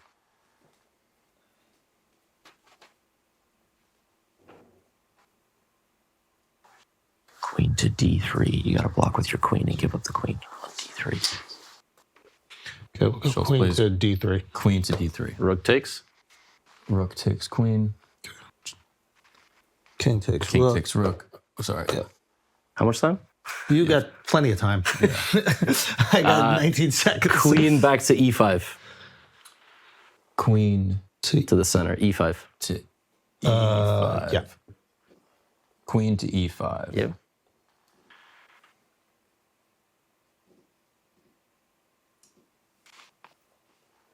We're going to pawn to C4. Schulz plays pawn C4. This is a fucking mess. Queen takes C7. Diagonally back 2 squares. Queen takes C7. Yep. And I'm going to put your time now. Rook on D1 to A1. Okay, going rook to A1. Okay. Rook to A1. Queen C5. Up 2 squares. Queen C5. Andrew, just let me win. Jesus. What happened? I just ran out of time. Oh, you ran out of time? Yeah. Well, should we just play it out? No, I mean, it'll probably take a few moves. I'm going to play with my rook. He has king D3, H2, G2, D5, C4, B3, rook A1, right? And I have... You know every piece on the board? Yes, I will tell you actually what was by far the hardest. Yeah. So what I completely blanked is that my pawn is going down because early in the game, your pawn structure was like this from the beginning. Wow. And you went here, and then this went here. So I was like, wait, do you have an A pawn or not? Because I couldn't remember like what had happened. So I was actually freaking out a little bit because I didn't want to like take a ghost pawn and look But what are the stupid. rules on that? Like, are you allowed to ask if there's a piece somewhere? in Really, blind chess? you really shouldn't. So Also, I you're supposed to shake his hand. Oh, yes. Sir. Yes, I was actually. Holy there was a moly. moment I was replaying the whole game in my head, which I can still do. Like it's not that hard, but like I was like, wait a minute, is there a pawn there or not? And I just wanted to play it safe. But What a fucking dumb move that I made. that was. I don't know why you did. That was. You just forgot I could take the rook. Yeah, I don't know why you did that. Was that like you wanted me to look good and win? Or No. Like, damn, he's really struggling. Like, maybe First of all, I didn't think you were struggling. At some point, I couldn't. Well, here's the thing. You played so well in the beginning. I thought my beginning was a little weak, and then I had a couple moves that were decent. Yeah, the knight jump was good. I'll probably end up analyzing this like the game, but you could have, when you jumped in with the knight and I retreated, you could have started like capturing pieces in front of my king. And So you thought I was too defensive early on, or? I mean, I straight up asked if you were cheating. I was like, is this a bit? Like, it's something like because, I went to University of Florida and I played some kid, and in the middle of the game, after outplaying him, he starts like completely outplaying me. Yeah. And then I win. And after he came up to me, he's like, yeah, my friend was sitting in the audience. I had a vibrating stick in my shoe. And he was telling me moves. And then it broke. Oh, and then that's why. So these kids like straight up built a cheating device and put it in his sock. I mean, how would a vibrating like thing tell you? You just like Morse code it. Really? Yeah, you could probably So like do a system. 2 beeps is a pawn. Yeah. Can I tell you something that's so embarrassing? I was cheating and you still won. For real? Yeah. We had a little special help. Should we have him come in? Yeah, bring the help in. Should we bring the help in? should we bring the help in? Bring the help in! It's almost more embarrassing now. Unbelievable. Oh my God! What, dude? I'm so sorry, but I'm sorry, but not sorry because you fucking won anyway. Oh my God! Great stuff, dude. So he said, seat, please. what was the move? You said, I was right. You were right. So it's actually really interesting because like sometimes you would be commentating on the moves and he would be telling me the next move and I just couldn't hear him. So I'd just kind of be like sitting there hoping that he would say it again. Oh. And then, So there was one where he goes, I think you said bishop takes b7. and for some reason I thought rook, I don't know, I was confused, and that's Well, why I you made said that. putting pressure on the rook. Oh no, you said putting pressure on the queen. No. On that move, you Oh, said shit, you're you right, said that's- attacking the rook. Because And I so said then you bishop said, takes b7, attacking the rook, And then you heard- played rook takes e7. I don't know. I just heard rook and I played it, and the second I put it there, like even I don't know shit about chess. I was like, this is an aggressive move, guys.